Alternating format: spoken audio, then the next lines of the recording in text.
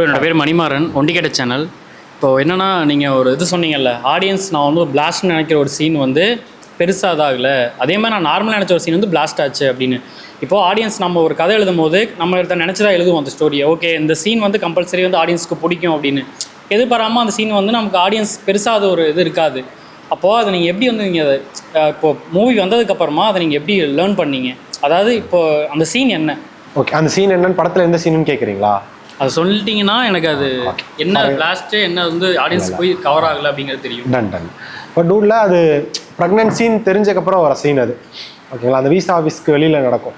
இப்போ அந்த சீன் வரும்போது நான் படிக்கும்போது என்னென்னா, இது தேட்டரே எரப்ட் ஆகிற சீனு அப்படின்னு நான் நினச்சேன். எனக்கு அது வந்து பயங்கரமாக நான் ரீட் பண்ணும்போது என்னை பயங்கர க்ரியேட் பண்ணிச்சேன், ஒரு வைப் க்ரியேட் பண்ணிச்சு அந்த சீன். தேட்டரில் நல்ல ரெஸ்பான்ஸ், அந்த சீன் ரெஸ்பான்ஸ் இல்லைன்னா சொல்ல, பயங்கரமாக என்ஜாய் பண்ணாங்க. நான் வந்து அது பயங்கரமாக எப்படி சொல்கிறது, அந்த படத்தில் ரீமார்க்கபிள் சீனாக இருக்கும் அப்படின்னு என்ற அளவுக்கு எனக்கு தோணுச்சு. அது பயங்கர என்டர்டெய்னிங்கான சீன்.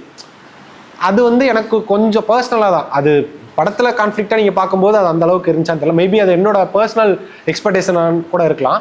ஆனால் எனக்கு அது அந்த மாதிரி தோணுச்சு. பட் என்னோட ஷார்ட் ஃபிலிமில் நான் பார்க்கும்போது, ஷார்ட் ஃபிலிமும் சரி படத்துலையும் சரி, நான் இன்னும் ஒரு சின்ன இடங்கள்லாம் பார்த்தோம், அதெல்லாம் இன்னும் நல்லாவே பண்ணுவாங்க அப்படின்னு. ஒரு மேரிமி சீக்வன்ஸ் ஒன்று வரும் டூடில், அந்த நிறையா பொண்ணுங்களை பார்த்து ஒரு சீக்வன்ஸ் வரும். அந்த சீக்வன்ஸ் வந்து அது ஒரு பயங்கர பேசப்படுற ஒரு சீக்வன்ஸாக இருக்கும்னு நினச்சேன். பயங்கர என்டர்டைன்டாக இருக்கும்னு நினச்சேன். அதுவும் கொஞ்சம் ஷட்டிலாக தான் இருந்துச்சு. என்டர்டைன் ஆனாங்க, பட் அந்த அளவுக்கு அதில் ஒரு இல்லை. இதுதான் இப்போ நமக்கு அது செல்ஃபாக என்ன இருக்கும் அப்படின்னா, அது நம்ம டேஸ்ட்டு. எனக்கு வந்து ஒன்று பிடிக்குது, நான் அதை பண்ண அது நல்லா வரும்னு நினச்சேன்.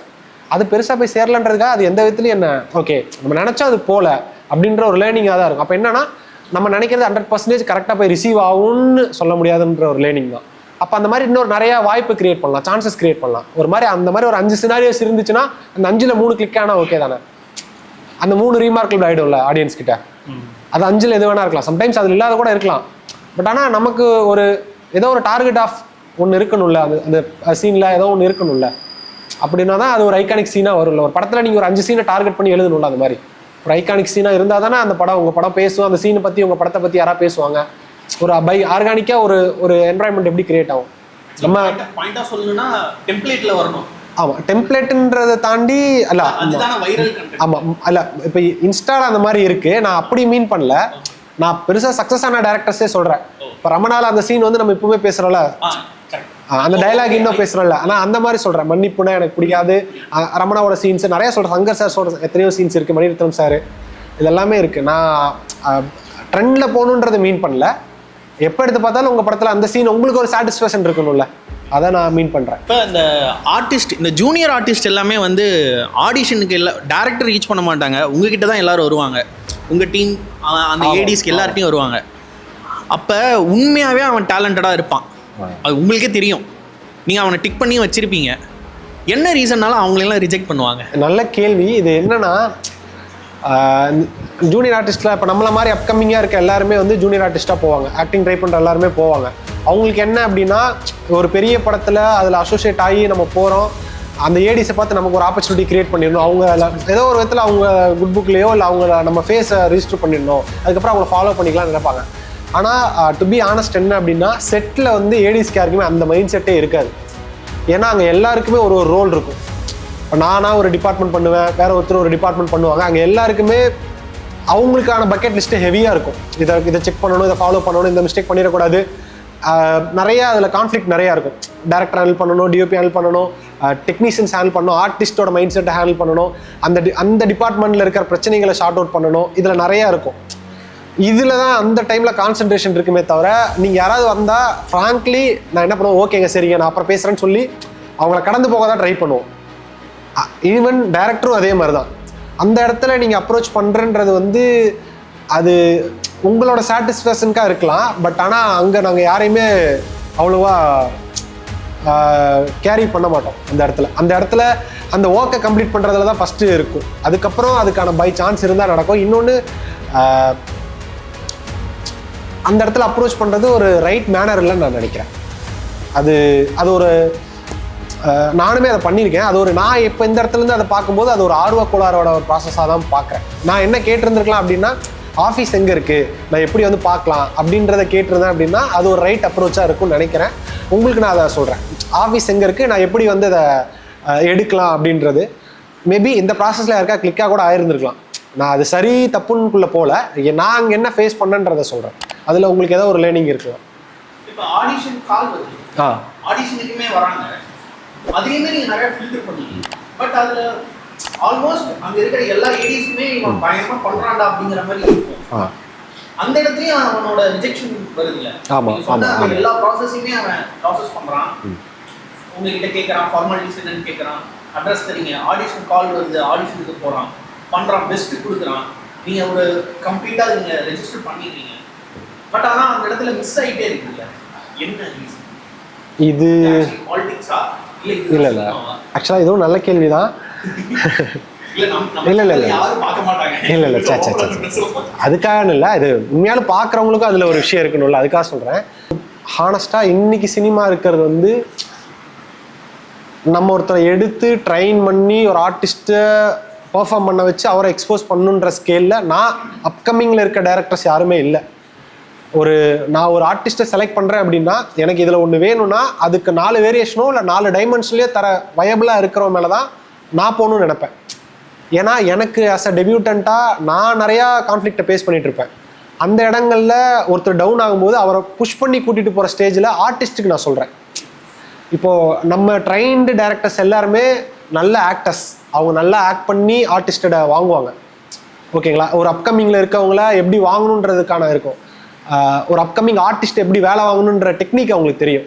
ஒரு அப்கமிங் டைரக்டருக்கு ஒரு ஃப்ரெஷரான ஆக்டரை அவர் ஸ்பாட்டில் சொதப்பினார் அப்படின்னா அவரை கேலிப்ரேட் பண்ணுற அளவுக்கான ஒரு மைண்ட் செட் இருக்கணும். இன்னொன்று அந்த மைண்ட் செட்டை தாண்டி இப்போ நான் இதுக்கு முன்னாடி சின்ன சின்ன படங்கள்லாம் ஒர்க் பண்ணியிருக்கேன், சசிகுமார் சார்ஸ் படம், இன்னும் படம்லாம் ஒர்க் பண்ணுறேன். அங்கெல்லாம் பண்ணும்போது என்ன இருக்குன்னா ஒரு நாளைக்கு 3 சீனை எடுத்தே ஆகணுன்ற ஒரு நெசசரி இருக்கும். ஓகேங்களா? அந்த இடத்துல ஒரு ஆர்டிஸ்ட்டு, ஒரு சப்போர்ட்டிங் ஆர்டிஸ்ட்டு, ஒரு அப்கமிங்கில் இருக்க ஒரு ட்ரெயின் பண்ணுறதுக்கான ஸ்பேஸ்லாம் இருக்காது. அந்த படத்தில் ஒரு இதே மாதிரி தான் நல்லா பர்ஃபார்ம் பண்ணார் ஆடிஷன்ஸ்லாம். 4 ஆடிஷன் கொடுத்தாரு, மறுபடியும் வர வச்சாரு, பண்ணார். ஆனால் ஸ்பாட்டில் ஒரு நாள் பண்ண முடியல, திணற. அந்த இடத்துல என்ன ஆகும்னா இப்போ ஒரு ஆடிஷனுங்கும் போது அதிகபட்சம் இதே மாதிரி ஒரு 5D கேமரா இருக்கும், ஒரு 2 பேர் வச்சு எடுப்போம், ஒரு டெமோ சீன் எடுப்போம். இல்லை அவங்க நல்லா பர்ஃபார்ம், அப்போ ஒரு ஆக்டரை ட்ரை பண்ணுறாங்கன்னா அவங்களுக்கு ஒரு ஸ்டோரி வச்சுருப்பாங்க. ஆடிஷன்னா ஸ்டாண்டர்டாக ஒரு ஒரு செக்மெண்ட்டாக ஒரு எப்படி சொல்கிறது, ஒரு ஸ்டாண்டர்ட் ஃபுட்டேஜ் மாதிரி அவங்க வந்தோடனே ஸ்டாண்டர்ட் ரியாக்ஷன் மாதிரி, ஸ்டாக் ரியாக்ஷன் மாதிரி கொடுத்துருவாங்க. ஸ்பாட்டில் வந்து ஒரு 20 பேர் முன்னாடி ஒரு 5 ஆர்டிஸ்ட் காம்பினேஷனில் ஒரு டைமிங் கரெக்டாக எடுக்கணும். அப்படிங்கும்போது அவங்க ஸ்ட்ரகிள் ஆவாங்க. இப்போ நம்மளால ஒரு 1 மோர் போகுது அப்படிங்கும்போது மெயின் லீடு பார்ப்பாங்க நம்மளை. ஒரு ஃபர்ஸ்ட் டேக்குக்கு அவங்க ஓகே நல்லா பண்ணுப்பா அப்படின்னு சொல்லுவாங்க. செகண்ட் டேக்கு ஒரு மாதிரி இருக்கும். தேர்ட் டேக் ஆகும்போது டைரக்டருக்கு அந்த ப்ரெஷர் வந்துடும். ஆர்டிஸ்ட் உங்களால் 1 மோர் வாங்குறாங்கும் போது அப்போ டைரக்டர் அவரை சரியாக செலக்ட் பண்ணல அப்படின்ற அந்த டைரக்டரை தாண்டி அதை செலக்ட் பண்ணால் அந்த ஏடி இப்போ கவலைக்கிடமான சுச்சுவேஷன் அவன் தான். நாங்களாம் அந்த மாதிரி ஒரு சினாரியை ஃபேஸ் பண்ணியிருக்கோம். அந்த ஏடிலாம் பாவம், அந்த என் ஃப்ரெண்டு தான், ரொம்ப செம்ம ஹியூமரான பர்சன் அவன். ஆனால் அவன் அன்றைக்கி சிரிக்கவே முடியல அவனால், அந்த பிகாஸ் ஆஃப் அந்த ஒரு ஆர்டிஸ்ட்னால சொதப்பிடுவாங்க. அது வந்து அந்த சீன் வந்து எப்படின்னா ஒரு சேஸில் வர சீன், ஓடிட்டே பேசணும். ஓகேங்களா? ஒரு ஆர்டிஸ்ட் வந்து ஓடிட்டே அந்த சீன் பேசுறதே பெரிய விஷயம். அதில் 5 டேக் போனால் அந்த செட்டு எப்படி இருக்குன்றது ஒன்று இருக்குல்ல. அவங்க ட்ரிகர் ஆகி டேரக்டர் தான் சொல்லிட்டாங்கன்னா அது பயங்கரமாக ஒரு மாதிரி ஆகிடும். ஆமாம் ஆமாம், அந்த டீம் தான் போயிடும். இதெல்லாமே ஒரு ப்ராசஸ் தான். இப்போ இதில் நான் என்ன நினைக்கிறேன் அப்படின்னா ஒரு ஏதோ ஒன்று பண்ணியிருக்காங்க அப்படின்னு ஒரு கான்ஃபிடென்ட் இருக்கும்போது அவங்கள வச்சு செலக்ட் பண்ணி போகலாம். இன்னொன்று என்ன ஆயிடுச்சு அப்படின்னா இன்னைக்கு இந்த இன்ஃப்ளூயன்சர்ஸ் அதுதான் நான் அதை கவர் பண்ணிடுறேன். இன்ஃப்ளூயன்சர்ஸு, கண்டென்ட் மேக்கர்ஸு, இவங்களெல்லாம் ஏன் செலக்ட் பண்ணுறாங்க அப்படின்னா இவங்களுக்கு அந்த கேமரா ஃபியர் இருக்காது. நிறைய கண்டென்ட் பண்ணனால கேமரா அவங்களுக்கு ரொம்ப ஃபெமிலியராக இருக்கும். நான் ஒரு விஷயம் சொல்லும்போது அவங்களால டெலிவர் பண்ண முடியும். ஆமாம் கரெக்டு. ஆனால் அவங்களுக்கு என்ன இருக்குன்னா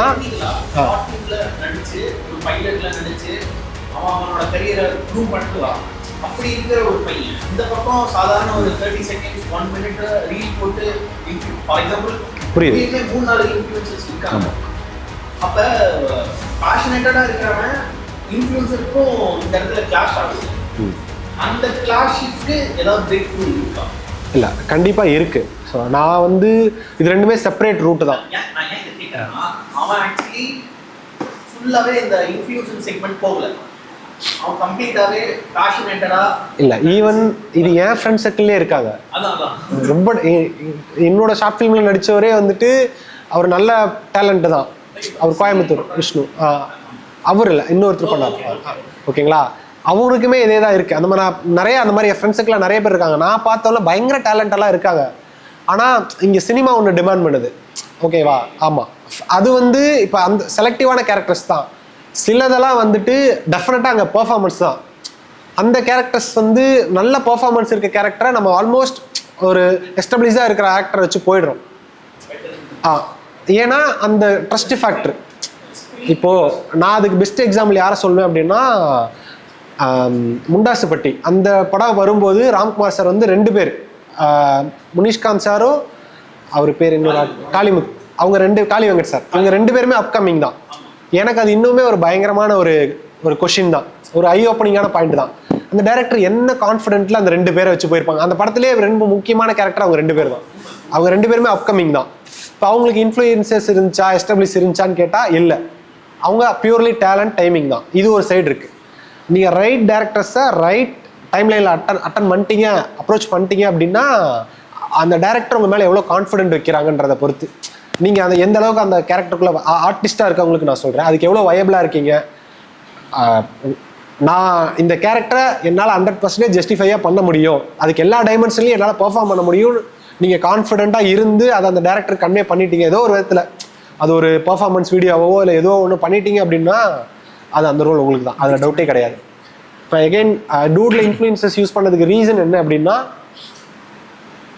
அது அந்த படத்துக்கு ஒரு அடிஷ்னல் மைலேஜ் தரும்ன்றது நாங்கள் ஹானஸ்ட்லி பிளான் பண்ணி பண்ணதான்.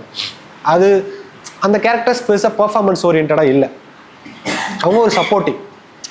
ஸோ என்ன அப்படின்னா கொஞ்சம் அங்கங்கே இந்த இன்ஃப்ளூயன்சன்ஸ் எல்லாத்தையும் போடும். அந்த படம் வந்து ஒரு ஜென்சி மாடர்ன், ஆமாம், அதனால ஜென்சி கிட்ஸ்க்கான படங்கும்போது அவங்களுக்கு நிறைய தெரிஞ்ச இன்ஃப்ளூயன்சராக இருக்கிறவங்க, இன்ஸ்டாவில் இருக்கிறவங்க, யூடியூப்ல இருக்கிறவங்கன்னு போட்டால் அந்த டார்கெட் ஆஃப் ஆடியன்ஸ்க்கு அவங்களுக்கு தெரிஞ்ச ஃபெமிலியராக இருக்கும், அது ஒரு கம்யூனிட்டியாக இருக்கும், ஒரு நல்ல இன்ட்ராக்ஷனாக இருக்கும் அப்படின்னு பிளான் பண்ணி பண்ணதுலாம். ஹாய் ப்ரோ, இப்போது ரைட்டிங் ரிலேட்டடாக சொன்னீங்க அண்டு ஆக்ஷன் ரிலேட்டடாக வரும்போது இப்போ வந்துட்டு பார்த்தீங்கன்னா ரைட்டிங் ரிலேட்டடாக இருக்கும்போது நம்ம உட்காந்து யோசிப்போம், அதுக்கு ஒரு டைம் எடுத்துப்போம், அதுக்குன்னு ஒரு டைலேஷன் இருக்கும்.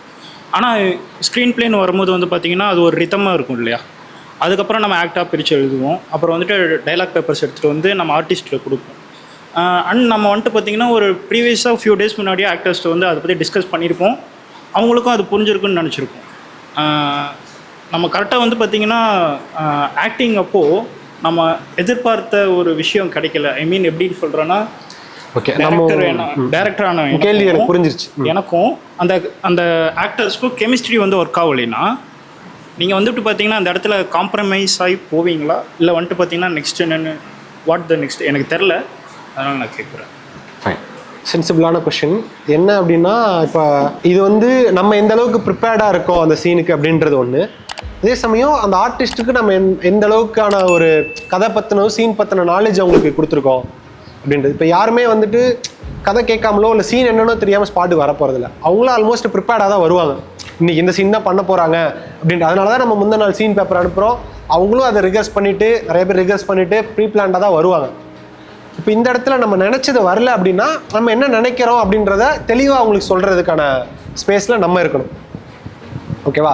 இன்கேஸ் அதுலேயுமே அவங்களால ஃபுல்ஃபில்லாக பண்ண முடியல அப்படின்னா அப்போ நமக்கு என்ன ஆல்டர்னேட்டிவ் ஆப்ஷன், அது எப்படி பண்ணலாம், அந்த சீன் இன்னும் பெட்டராக எப்படி பண்ணலாம், எப்படி அவங்கள பெட்டராக பர்ஃபார்மன்ஸ் பண்ண வைக்கலாம், அது நீங்கள் சொல்லி கொடுத்து வாங்குறதா இருக்கலாம், இல்லை அந்த சீனில் இருக்க வேறு ஏதாவது எலமெண்ட்ஸை ஹைலைட் பண்ணி பண்ணுறதா இருக்கலாம், இல்லைனா அது இன்னும் கூட ஒரு நல்ல ரிகர்ஸ் பண்ணலாம் அப்படின்னு சொல்லி அந்த ஸ்பாட்டில் ரிகர்ஸ் பண்ணி சொல்லி புரிய வச்சு. இப்போ டேக்காக நிறையா போகும்போது அங்கே ஒரு பிரச்சனை க்ரியேட் ஆகும். 10 டேக்கு 15 டேக்கு நம்பர் ஆஃப் டேக் போகும்போது அது ஒரு மாதிரியான பிரச்சனையை க்ரியேட் பண்ணும். நான் உங்களுக்கு சஜஸ்ட் பண்ணுறது என்னென்னா, நீங்கள் ரிகர்ஸ் பண்ணலாம். நீங்கள் நினச்சது வரல அப்படிங்கும்போது டேக் போகாமல் மானிட்டர் போகலாம், இன்னும் கொஞ்சம் பெட்டராக பண்ணலாம்னு சொல்லலாம். அப்படி இல்லையா உங்களுக்கு அதுவும் வரலையா, அந்த சீனை ஸ்கிப் பண்ணிவிடுங்க. அந்த டேல வேறு என்ன பிளான் பண்ணியிருந்தீங்களோ அதை எடுத்துகிட்டு அந்த சீனை ஈவினிங் பிளான் பண்ணலாம், அந்த டேலேயே ஈவினிங் செஷனில் பிளான் பண்ணலாம்.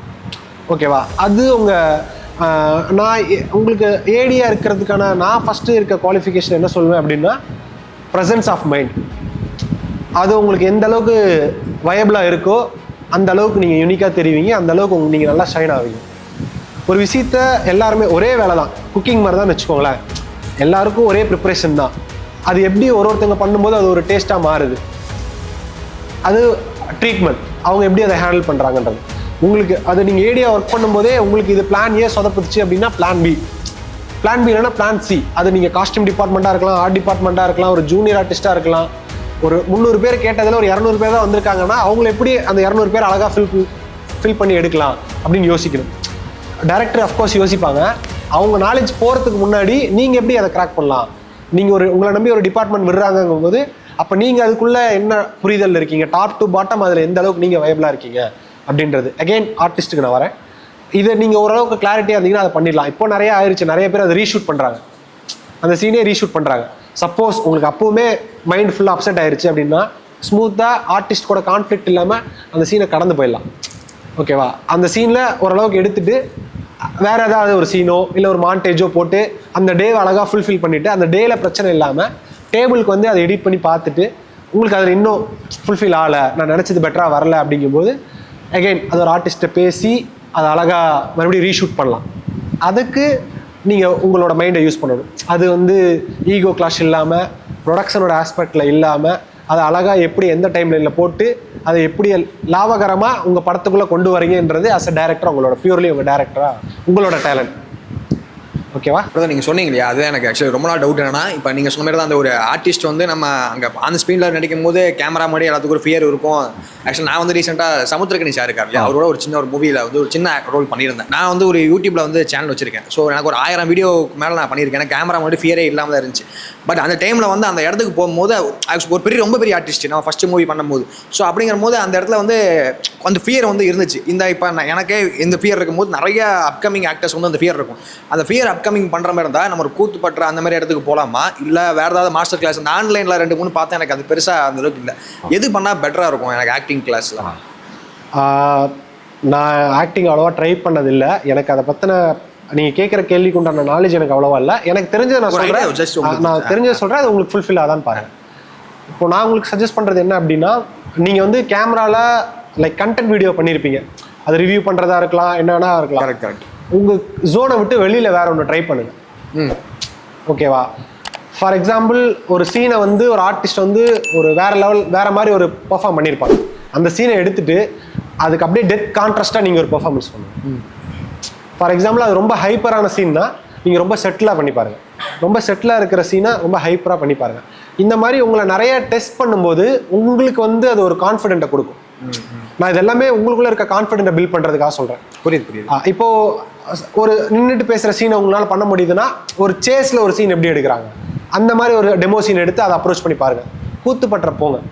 அது உங்களுக்கு லேர்னிங் பண்ணுறது எனக்கு அது பெருசாக அது இல்லை. நிறைய பேர் அந்த மாதிரி போய் சைன் ஆகி வந்திருக்காங்க. விமல் சார் வந்திருக்காரு, விதார்த் சார் வந்திருக்காரு, நிறையா ஆர்டிஸ்ட் கூட துல்கர் சல்மான் அவங்களாம் கூட போயிருக்காங்க. கூத்துப்பற்ற போய் நிறையா லேர்ன் பண்ணியிருக்காங்க.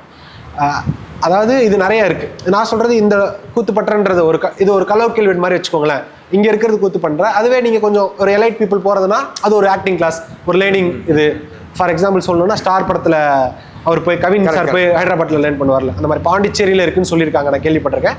ஹைதராபாத்தில் இருக்குன்னு கேள்விப்பட்டிருக்கேன். ஹைதராபாத்தில் இருக்கிறதா துல்கர் சாரும் விக்ரம் பிரபு சாரும் லேர்ன் பண்ணதா நான் இது வந்து செவி வரியாக கேட்ட இன்ஃபர்மேஷன். அங்கே போய் நீங்கள் லேர்ன் பண்ணலாம். அது உங்களுக்கு ஒரு கான்டாக்ட் சர்க்கிளை கிரியேட் பண்ணலாம், பில்டு பண்ணலாம். ஓகேவா?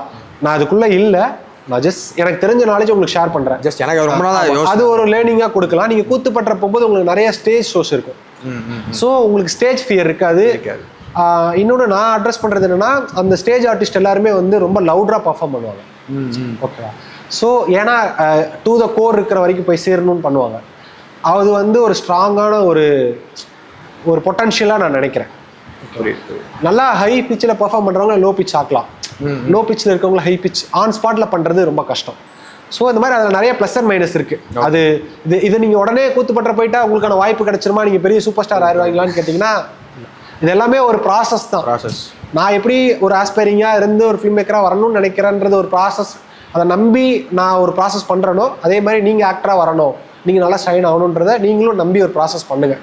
நான் என்ன நம்புகிறேன் அப்படின்னா ப்ராசஸ் சரியாக பண்ணால் ரிசல்ட் நல்லா கிடைக்குன்றது என்னோட ட்ரஸ்ட் பிலீவிங் ஃபேக்டராக இருக்குது இப்போது. நான் அந்த அப்ரோச்சில் தான் போகிறேன். மேபி அது உங்களுக்கு டிஃபர் ஆகலாம், உங்களுக்கு வேறு ஏதாவது அதில் கிளிக் ஆகலாம்.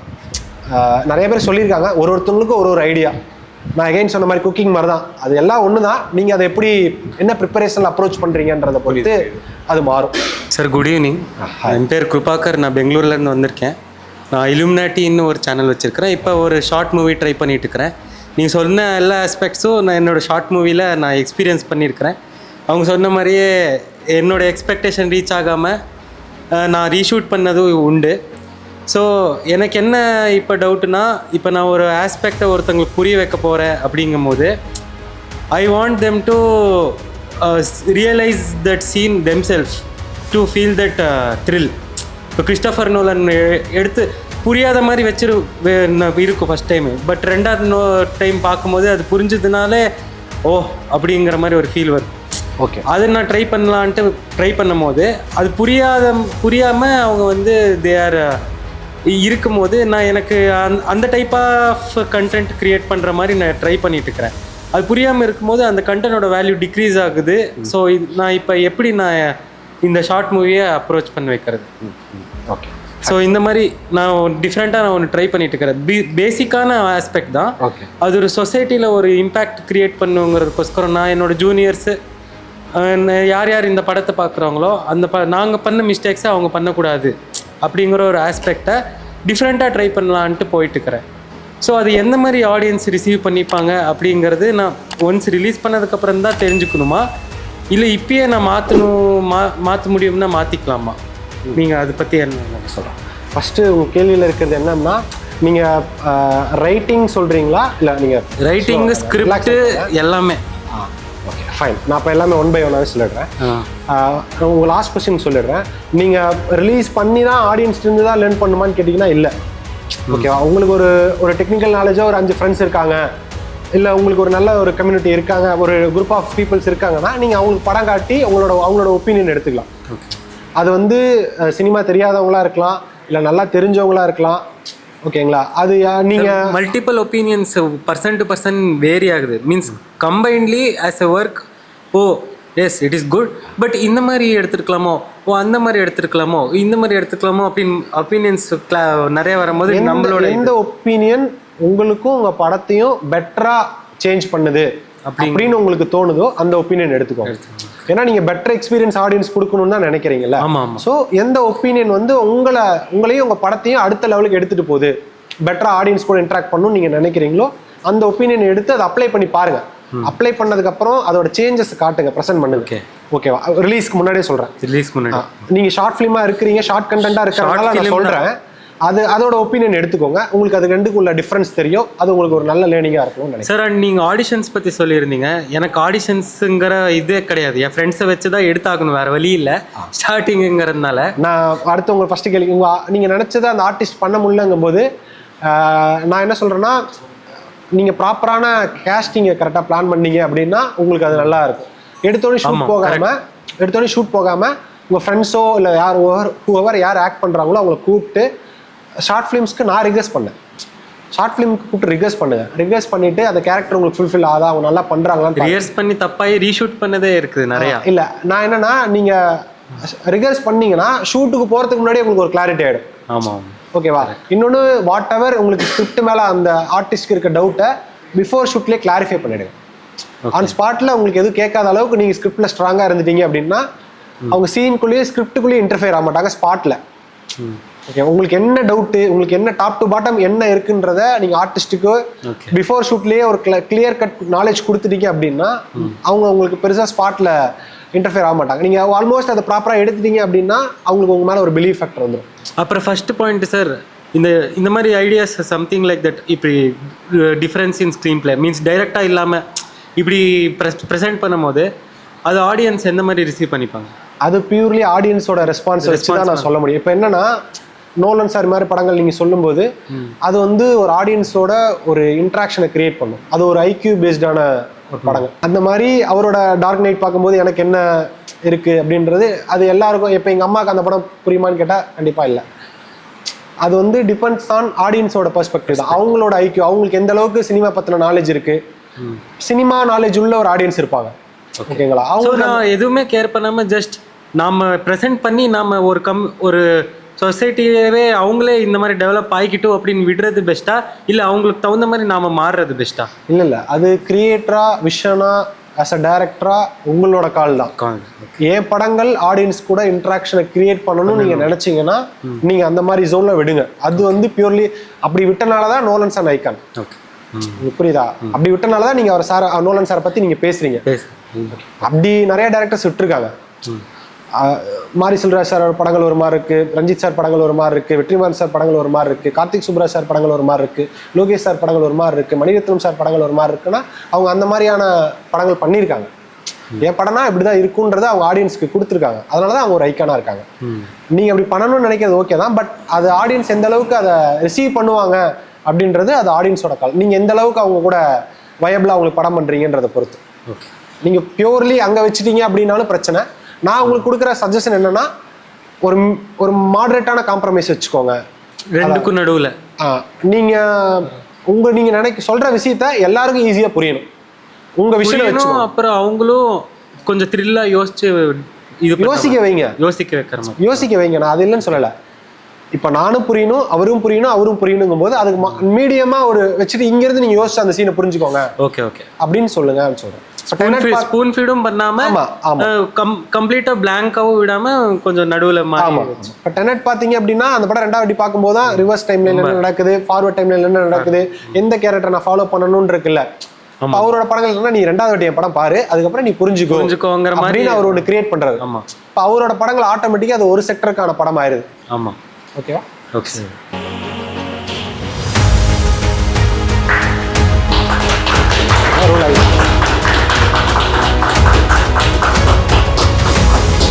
சாருக்கு நான் இங்கே தேங்க் பண்ணிக்கிறேன். ஏன்னா இப்படி ஒரு நல்ல ஸ்பேஸ் கொடுத்து அது ஒரு அழகாக ஒரு ஆர்கானிக்காக ஒரு கான்வர்சேஷனை பில்ட் பண்ணுறதுக்கு ஒரு நல்ல ஸ்பேஸ் கொடுத்து உங்களை எல்லாரையும் ஆர்கனைஸ் பண்ணுறதுக்கு ரெண்டு பேருக்குமே நான் தேங்க் பண்ணுறேன். அண்ட் மை பெஸ்ட் விஷஸ் ரெண்டு பேருக்குமே போகிறேன். Thank you sir. நிறையா அந்த மாதிரி சப்போர்ட் பண்ணுங்க சார். ஆனால் என் பேர் சபரீஸ்வரன். நான் ஒண்டிகேட்ட சேனல் ஷார்ட் ஃபிலிம்ஸ் பண்ணிகிட்ருக்கிறேன். இப்போ எனக்கு என்ன டவுட்னா, இப்போ நம்ம ஒரு ஸ்கிரிப்ட் எழுதி நம்ம ஷூட் போயிடும். பட் நமக்கு இருக்கிற டேவை தாண்டி அந்த ஸ்கிரிப்ட் வந்து லாங்காக போயிட்டே இருக்குது. நம்ம ஸ்கிரிப்ட் ரைட் பண்ணும்போதே நமக்கான டே அந்த ஒரு டே தான் இருக்குது.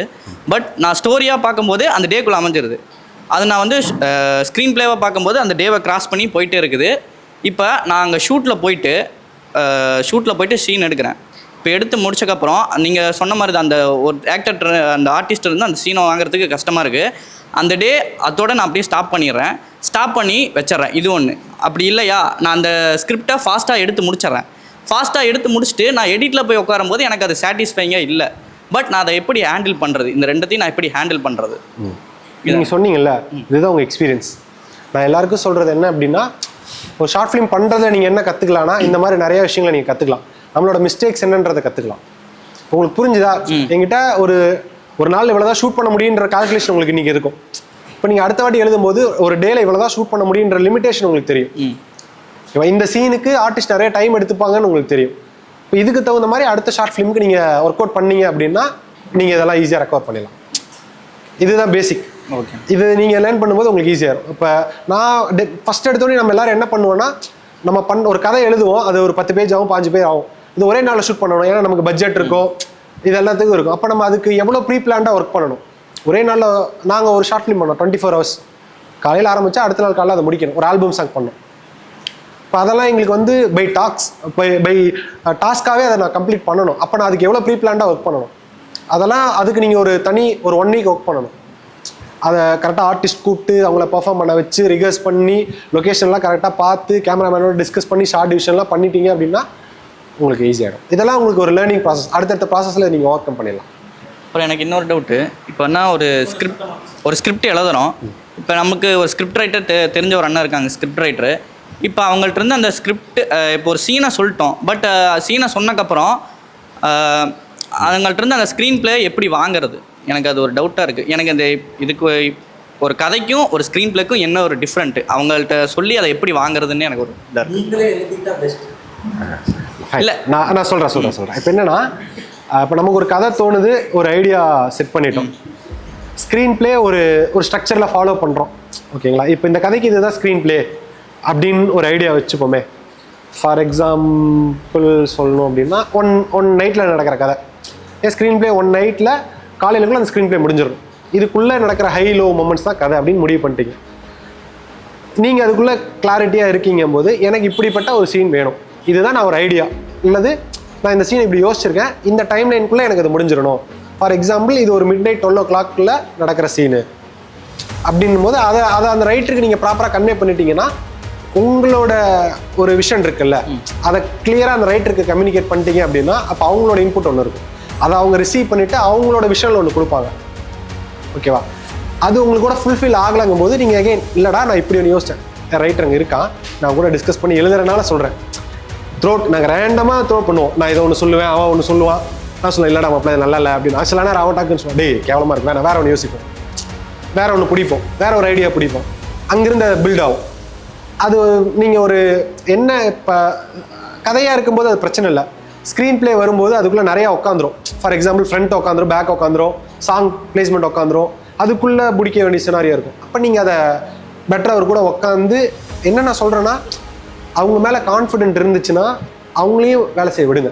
நான் உங்களுக்கு சஜஸ்ட் பண்ணுறது என்ன அப்படின்னா, ஒரு டெக்னீஷியனை நம்ம படத்துக்குள்ளே ஹையர் பண்ணுற ரீசன் என்ன அப்படின்னா, அவங்களும் படத்துக்கு கான்ட்ரிபியூட் பண்ணணும் தான். உங்களுக்கு என்ன வேணுன்றத கிளாரிட்டி அவங்ககிட்ட சொல்லிவிட்டு அவங்களோட விஷனுக்கு ஒர்க் பண்ண விட்டு அவங்களோட ஒர்க்கை எப்படி ஆர்கானிக்காக அவங்க படத்துக்குள்ளே கொண்டு வர முடியும், அவங்களோட பெஸ்ட் எப்படி கொண்டு வர முடியுன்றதுக்கு ஒர்க் பண்ணீங்க அப்படின்னா ஷார்ட் அவுட் ஆகிடும். அவுட் படம் வந்து ஒரு தேட்டருக்கெல்லாம் வந்து பெரிய ஹிட்டு, அது எல்லாம் அது சொல்ல முடியாது, 100 crores எல்லாமே இது பண்ணுச்சு. இதே இது ஓடிடியில் வந்திருந்தால் ஹிட் ஆகிருக்குமா? ஓடிடி சரி, இப்போ வந்து ஒரு ஹீரோ வந்து பெரிய ஹீரோ மெட்டீரியல் இருக்கிறனால அந்த படம் ஓகே. இதே வந்து ஒரு நார்மலாக இப்போ ஹீரோ இருக்காருன்னா, இப்போ இது ஓடிடியில் அப்ரோச் பண்ணியிருந்து இந்த படம் ஓடிடியில் வந்திருந்தா ஒருவேளை இது 100 crore கிராஸ் பண்ணியிருக்குமா, இல்லை இந்த அளவுக்கு ஒரு ஆடியன்ஸை ரீச்சை வந்து அது கிராஸ் பண்ணியிருக்குமா இந்த படம்? நான் உங்கள் கேள்வி எப்படி எடுத்துக்கிறேன் அப்படின்னா, இப்போ டூட் மாதிரியான படங்கள் வந்து அது பியூர்லி தேட்ரிக்கல்ன்றது தான் அதோட ஐடியா. அந்த படம் தேட்ரிக்கல் எக்ஸ்பீரியன்ஸ் நல்லா கொடுக்கணுன்றதுக்காக தான் அதுக்கு அவ்வளோ ஒர்க் பண்ணாங்க டேரக்டர் ரைட் பண்ணது எல்லாமே. அது வந்து ஒரு ப்ராப்பரான தேட்டர் படம். அப்போ அந்த ஆடியன்ஸ்க்கு அது நல்ல ஒரு தேட்டர் எக்ஸ்பீரியன்ஸை கொடுத்தணுன்னா எங்கள் டேரக்டர் அவ்வளோ ஒர்க் பண்ணார், ஓகேங்களா? அவரோட ஒர்க் வந்து அதில் பயங்கரமாக. இப்போ என்னன்னா, நீங்கள் அந்த படம் டேரெக்டாக ஓடிடி வந்திருக்கு அப்படின்னா, அந்த படம் டேரெக்டாக ஓடிடி வரப்போகுது அப்படின்னா அதுக்கான ஒர்க் ஒன்று பண்ணியிருக்கோம், ஓகேங்களா? இப்போ அதுக்கான ஒர்க் என்னன்றது நீங்கள் கேட்டிங்க அப்படின்னா, ஓடிடியாக இருக்கும்போது அது எல்லோரும் பார்ப்பாங்க. அப்போ அது நீங்கள் இந்த கேள்வி ஆட்டுனா டேரக்டர் தான் கேட்கணும், ஏன்னா அவரோட விஷன்.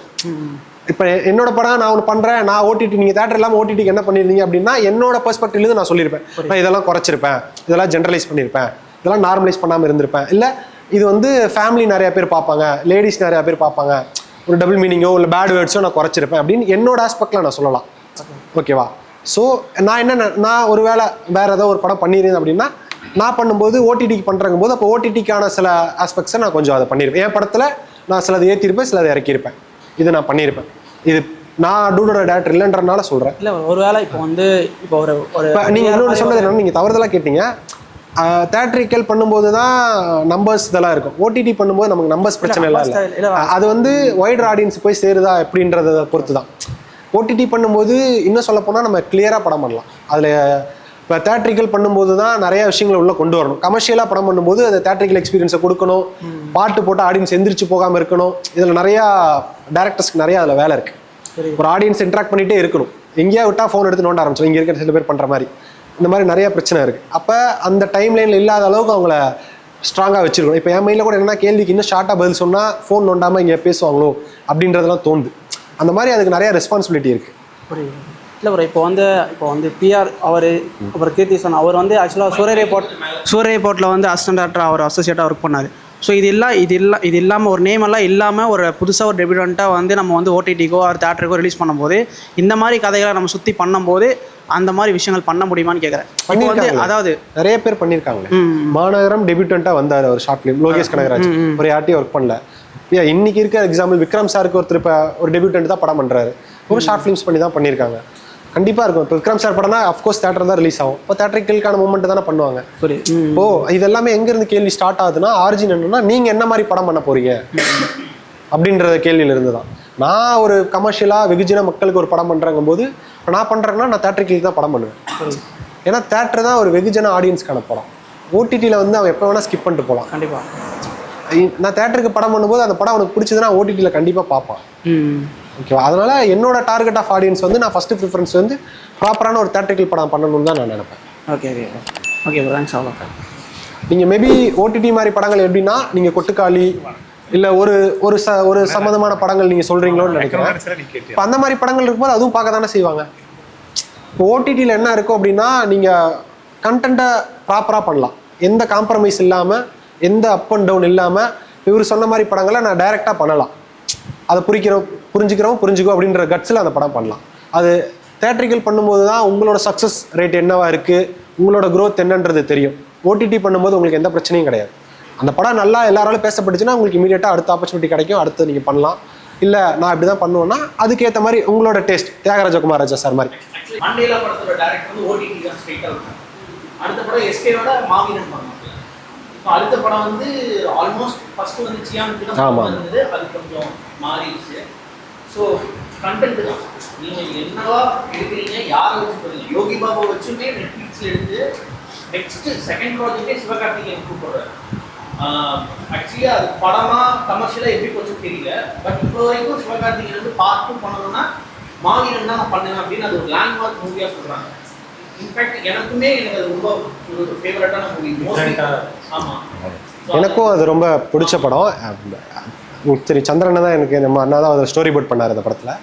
பர்சனலாகவும் எனக்கு அந்த படம் ரொம்ப பிடிச்ச படம். ஏன்னா அது ஒரு டிஃப்ரெண்ட்டான அட்டெம்ப்ட், யூனிக்காக ஒன்று பண்ணணும்னு நினச்சி பண்ணுறாங்களே. எனக்கு அந்த படம் நல்லாவே என்டர்டெயின் பண்ணிச்சு. எனக்கு ரொம்ப பர்சனலாக ரொம்ப பிடிச்ச படம். அதே மாதிரி மண்டேலா ஆஃப்கோர்ஸ் அது தேட்டர் ரிலீஸ் ஆயிருந்தாலும் நல்ல ரெகனைசேஷன் கொடுத்துருக்கோம். அந்த படம் தேட்டரிக்கலான படம் தான். சில டேரக்டர்ஸ் வந்து இதெல்லாம் டேரக்டர்ஸோட கால். அவரோடது வந்து நீங்கள் லோகேஷ் சார் சொல்லியிருப்பாரு அவரை பற்றி, மடோனஸ்வின் சாரை பற்றி. நான் வந்து எனக்கு ஒன்று கிடச்சா ஒன்று பண்ணணும்னு பண்ணுறக்காக ஒன்று பண்ணேன். ஆனால் அவர் அப்படி கிடையாது, ரொம்ப கன்வின்சிங்கான டேரக்டர். நான் இப்படி தான் மொதல் படம் பண்ணுவேன், இதை தான் பண்ணணும்னு நினச்சி பண்ணி வந்தவங்க. ஸோ அது அவங்களோட கால். சார் மகான் வந்து மகான் வந்து ஓடிடியில் தான் ரிலீஸ் பண்ணாங்க, தியேட்டரிக்கலாக ரிலீஸ். ஸோ நீங்கள் சொல்கிறது எக்ஸப்ஷனாக இருக்குது மகான். ஸோ அந்த மாதிரி மூவி இப்போ திரும்ப தேட்டரில் ரிலீஸ் பண்ணாலும் அது நல்லா. கார்த்திக் சுப்ராஜ் சார் படங்கள் வந்து அவரது வந்து ஒரு மாதிரியான படங்கள். ஐ மீன் டொரண்டினோட இன்ஸ்பயர் பண்ணி அவர் ஒரு ஸ்கேலில் பண்ணுவார். இப்போ ஃபார் எக்ஸாம்பிள் நீங்கள் ஜிகர்தண்டா XX தேட்டர் ரிலீஸ் ஆச்சு, நீங்கள் அது ஓடிடியில் பார்த்துருந்தாலும் உங்களுக்கு அப்படியே தான். 100% ஆமாம், ஓகேவா? ஸோ இவர் கேள்வி நான் அங்கே தான் புரிஞ்சுக்கிறேன். அது வந்து ஆமாம். இப்போ நான் சொன்னது என்னன்னா, இது எல்லாமே என்னோட புரிதல். நான் சினிமாவை எப்படி புரிஞ்சிருக்கேன், என்னோட இவ்வளோ நாளில் நான் என்ன அனலைஸ் பண்ணியிருக்கேன்றதை வச்சு தான் சொல்கிறேன். இது 100% ட்ரூத்து, இதை அப்படியே எக்ஸிக்யூட் பண்ணுங்க நான் யாருக்கும் உங்களுக்கு சஜஸ்ட் பண்ணல. இது எல்லாமே நான் புரிஞ்சுக்கிட்டதை எனக்கு தெரிஞ்ச விஷயங்களை உங்களுக்கு நான் ஷேர் பண்ணுறேன். மீன்ஸ் அது வந்து ஒரு 70% இருக்கலாம், தப்பாக கூட இருக்கலாம். புரியுதா? எனக்கு ஒர்க் அவுட் ஆனது உங்களுக்கு ஒர்க் அவுட் ஆகணும்னு எந்த அவசியமும் இல்லை. இது நான் கிராக் பண்ண விஷயத்தை வச்சு சொல்கிறேன். நீங்கள் வேறு என்னோட பெட்டர் நாலேஜ் உங்களுக்கு இருக்கலாம், பெட்டர் ட்ராக்கிங் அவேர்னஸ் கூட இருக்கலாம். ஓகேவா? நீங்கள் அதன் மூலியமாக கூட இன்ஃப்ளூயன்ஸ் ஆகி சீக்கிரமாக போகலாம். அதெல்லாம் ஒன்றும் இல்லை. நான் சொல்கிறது உங்களுக்கு ஏதாவது ஒரு இடத்துல யூஸ் ஆச்சு அப்படின்னா ஃபாமி எனக்கு ஓகே, நான் ஏதோ ஒரு பெட்டராக ஒன்று சொல்லியிருக்கேன்றத ஃபீல் இருக்கும். சொல்லுங்கள் நீங்கள். அண்ணா நான் கேட்கணும்னு நினச்சலாம், அண்ணன் கேட்டேன். சரி, இப்போ நீங்கள் இவ்வளோ எக்ஸ்பீரியன்ஸ் ஆகிருக்கீங்க, ஒரு கதைக்களம் அமைக்கிறீங்க, ஃபுல்லாக ரைட் பண்ணுறீங்க, ஓகேண்ணா. இப்போ நீங்கள் ஃப்ரெஷ்ஷாக உள்ளே வந்திருப்பீங்களே ஒரு 5 வருஷம் முன்னாடியே, அப்போ நீங்கள் எந்த மாதிரி புத்தகங்கள் படித்து உள்ளே லேர்ன் பண்ணுவீங்களா, இல்லை மூவிஸ் பார்ப்பீங்களா? எந்த மாதிரின ஒரு கதைக்களம் அமைக்கணும்னா எந்த மாதிரி லேர்ன் பண்ணிக்கணும் ஒரு டேரக்டர், ஃப்ரெஷ்ஷாக இருக்கிற டேரக்டருக்கு? ஒரு நான் வந்து பெருசாக சினிமா பார்க்குற ஆள்லாம் கிடையாது. பிஃபோர் சொல்கிறேன், எனக்கு தோன்றதுக்கு முன்னாடி சொல்கிறேன். நான் பெரிய புத்தக வாசிப்பாளரும் கிடையாது. நான் பசங்களோட ஜாலியாக ஊர் சுற்றுவேன், அப்படி இருக்க ஒரு பையன் தான். எனக்கு சினிமா வரும்போது தான் நிறைய பேர் எனக்கு படங்கள் ரெக்கமெண்ட் பண்ண ஆரம்பித்தாங்க. இந்த படங்கள் பாரு, இந்த படங்கள் பாரு, இந்த புக்ஸ் படி அப்படின்னு. இப்போ நீங்கள் ஸ்டோரி பண்ணணும்னு நினைக்கிறீங்க அப்படின்னா நீங்கள் என்ன மாதிரி படங்கள் பண்ணணும்னு நினைக்கிறீங்க அப்படின்றது. இப்போது நான் சிட்டி பேஸ்டு ஒரு கதை பண்ண போகிறேன், இல்லை உங்களுக்கு ஒரு யோசனை டிஸ்டர்ப் பண்ணிகிட்டே இருக்கும், இந்த ஐடியா வந்து எனக்கு சொல்லணும்னு தோணிகிட்டே இருக்குது அப்படின்னு. இப்போ அதிலிருந்து முன்ன பின்ன சில சீக்வன்ஸை வச்சு சில இதெல்லாம் பண்ணி அதுக்கு அப்படியே டெவலப் பண்ணிங்கன்னா உங்களுக்கு ஒரு ஐடியா கிடைக்கும். அது வந்து ஒரு ஸ்டார்டிங் ஃபயர் மாதிரி தான். அது உங்களுக்கு ஒரு தோணும், ஏதோ ஒரு இன்சிடென்ட் ரோட்டில் போகும்போது ஒரு இன்சிடென்ட் வந்து உங்களுக்குள்ள ஒரு தாக்கத்தை ஏற்படுத்தலாம், இல்லை ஒரு படம் பார்த்து அதுலேருந்து உங்களுக்கு இன்ஸ்பயர் ஆகலாம், ஒரு புக்கு படித்து இன்ஸ்பயர் ஆகலாம், உங்கள் லைஃப்பில் இன்ஸ்பயர் ஆகலாம், உங்கள் ஃப்ரெண்டோட லைஃப்பில் இன்ஸ்பயர் ஆகலாம். அங்கேருந்து அது தோண ஆரம்பிச்சிடும். எனக்கு ஒரு கதை வேணும்னு நினச்சிட்டே இருந்தீங்க அப்படின்னா அது சுற்றி உங்களுக்கு கொடுத்துரும். அது சொன்ன மாதிரி தான். இப்போ உங்களுக்கு என்ன வேணுன்றதை பொறுத்து நீங்கள் எதிர்பார்த்து என்ன எதிர்பார்த்து காத்திருக்கீங்களோ உங்கள் மைண்ட் ஆட்டோமேட்டிக்காக அதை சுற்றி இருக்கிற எல்லாத்தையும் ரீட் பண்ண ஆரம்பிக்கும். எங்கேருந்து எடுக்கலாம் எதை பண்ணலாம் அப்படின்னு தோணும். அதை பிடிச்சி அப்படியே ஒன்று பண்ணிடலாம். இல்லை, நான் படிப்பேன். ரொம்ப புத்தக வாசிப்பாளர் கேட்டிங்கன்னா கிடையாது. நான் அந்த அளவுக்குலாம் ஸ்ட்ராங் கிடையாது புக்ஸில். படங்களும் இல்லை, நான் மாடரேட்டாக பார்ப்பேன். எனக்கு என்ன தோணுச்சுன்னா எடுத்து படிப்பேன், தோணுச்சுன்னா படம் பார்ப்பேன். நான் கொஞ்சம் நான் நிறையா கிராக் பண்ணுவேன். அதில் அந்த ஒரு ப்ராசஸ்க்குள்ளே போவேன். நான் பெட்டராக பெர்ஃபார்ம் பண்ண வைக்கிறதுக்கான வழி என்னென்ன இருக்கோ நான் அதுக்குள்ளே போவேன். அதே சமயம் ஏதோ ஒரு இன்புட் இருந்தால் தான் உங்களுக்கு அது வெளியில் வரும்.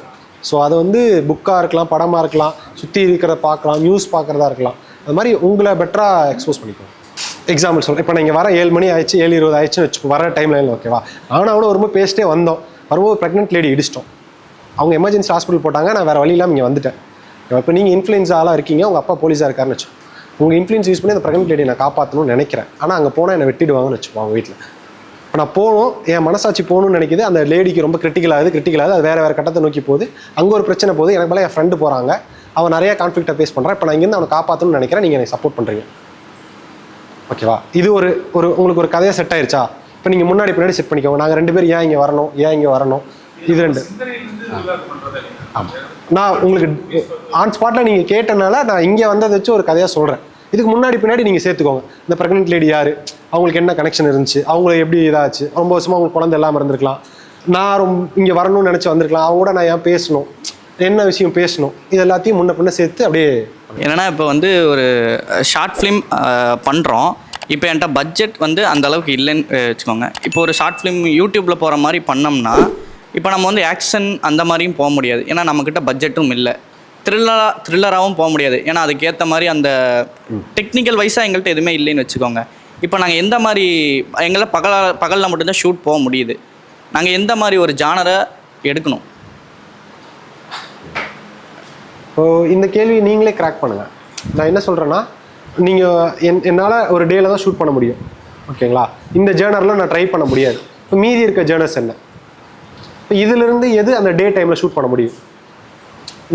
நமக்கு இதில் எது ஸ்ட்ராங்காக வருது? நீங்கள் த்ரில்லர் பண்ண முடியாதுன்ட்டீங்க, வேறு புது விஷயம்னா ட்ரை பண்ண முடியாது, ஒரு நாளில் பண்ணணும், ஒரு டேயில் பண்ணணும்னா அப்போ அதுக்குள்ளே எதெல்லாம் ஷார்ட் லிஸ்ட் பண்ணி பண்ண முடியும் அப்படின்னு யோசிங்க. இதில் எந்த ஜோன் உங்களுக்கு ஸ்ட்ராங்காக இருக்குன்னு முடிவு பண்ணிவிட்டு அந்த டைம் லைனுக்குள்ளே ஒரு கதை எழுதி அப்ரோச் பண்ணி பாருங்கள். அது ஒர்க் அவுட் ஆகலன்னா அடுத்து ஓகே கிராக் பண்ணுங்கள். ஓகே. ஆனால் எனக்கு டியூடோட ஃபுல் ரைட்டிங் எக்ஸ்பீரியன்ஸ் நீங்கள் ஷேர் பண்ணால் இங்கே நல்லா இருக்கும்னு தோணுது. ஒரு 2 சீன் ஒரு கமர்ஷியலாக என்டர்டெயினாக அந்த படம் ஆன் நான் பார்த்தேன். பிரதீப்போட ஹியூமர்லேருந்து அப்படியே ஒரு மாதிரி எல்லாமே ஜாலியாக. ஆனால் ஒரு 2 பாயிண்ட் எனக்கு அப்படின்னு ஒரு ஹையாக இருந்துச்சு. இப்போ நீங்கள் கூட நீங்கள் ரைட்டிங் ப்ராசஸில் இருந்தங்காட்டி கேட்குறேன். அந்த 2 சீன் என்னங்கிறது இப்போ நான் சொல்கிறேன். நான் ரைட்டிங்ல இல்லை, நான் ரைட்டிங் முடிஞ்சதுக்கு அப்புறம் தான் நான் போனேன். இல்லை, அதை பார்த்து நான் உங்கள்கிட்ட ஷேர் பண்ணியிருப்பேன். சொல்லுங்க, எனக்கு அதில் ஏதாவது தெரிஞ்சிச்சுன்னா நான் ஷேர். இப்போ நம்ம அந்த ஃபஸ்ட்டு அவங்க அம்மாட்ட பேசிகிட்டு இருக்கிறப்ப ஒரு மேலே ஒரு புறாவுக்கு ஒன்று வைப்பார், ஒரு பூனைக்கு சம்திங் அந்த மாதிரி ஒன்று வைப்பார். வச்சுட்டு எல்லாம் அப்படி பேசிட்டு கான்வர்சேஷன் வெளியே போயிட்டு வந்தால் டக்குன்னு நாய்க்கு பிஸ்கட் போடுவார். போட்டுட்டு இப்படியெல்லாம் போவாங்க. இப்படி ஒன்று பண்ணுறாரு, நாய்க்கு பிஸ்கட் போடுறாரு, அவ்வளோதான். ஆனால் அந்த நாய் தான் அவர் ரியலைஸ் பண்ண வைக்கும். கட் பண்ணா ரியலைஸ் பண்ண வைக்கும். நான் லவ் சொல்ல போகிறேன்னு சொல்லி எல்லாம் உள்ளே போனோம்னு அதே பிளேஸில் வரப்போ அந்த நாய்க்கு லிப்லாக் பண்ணுவார்.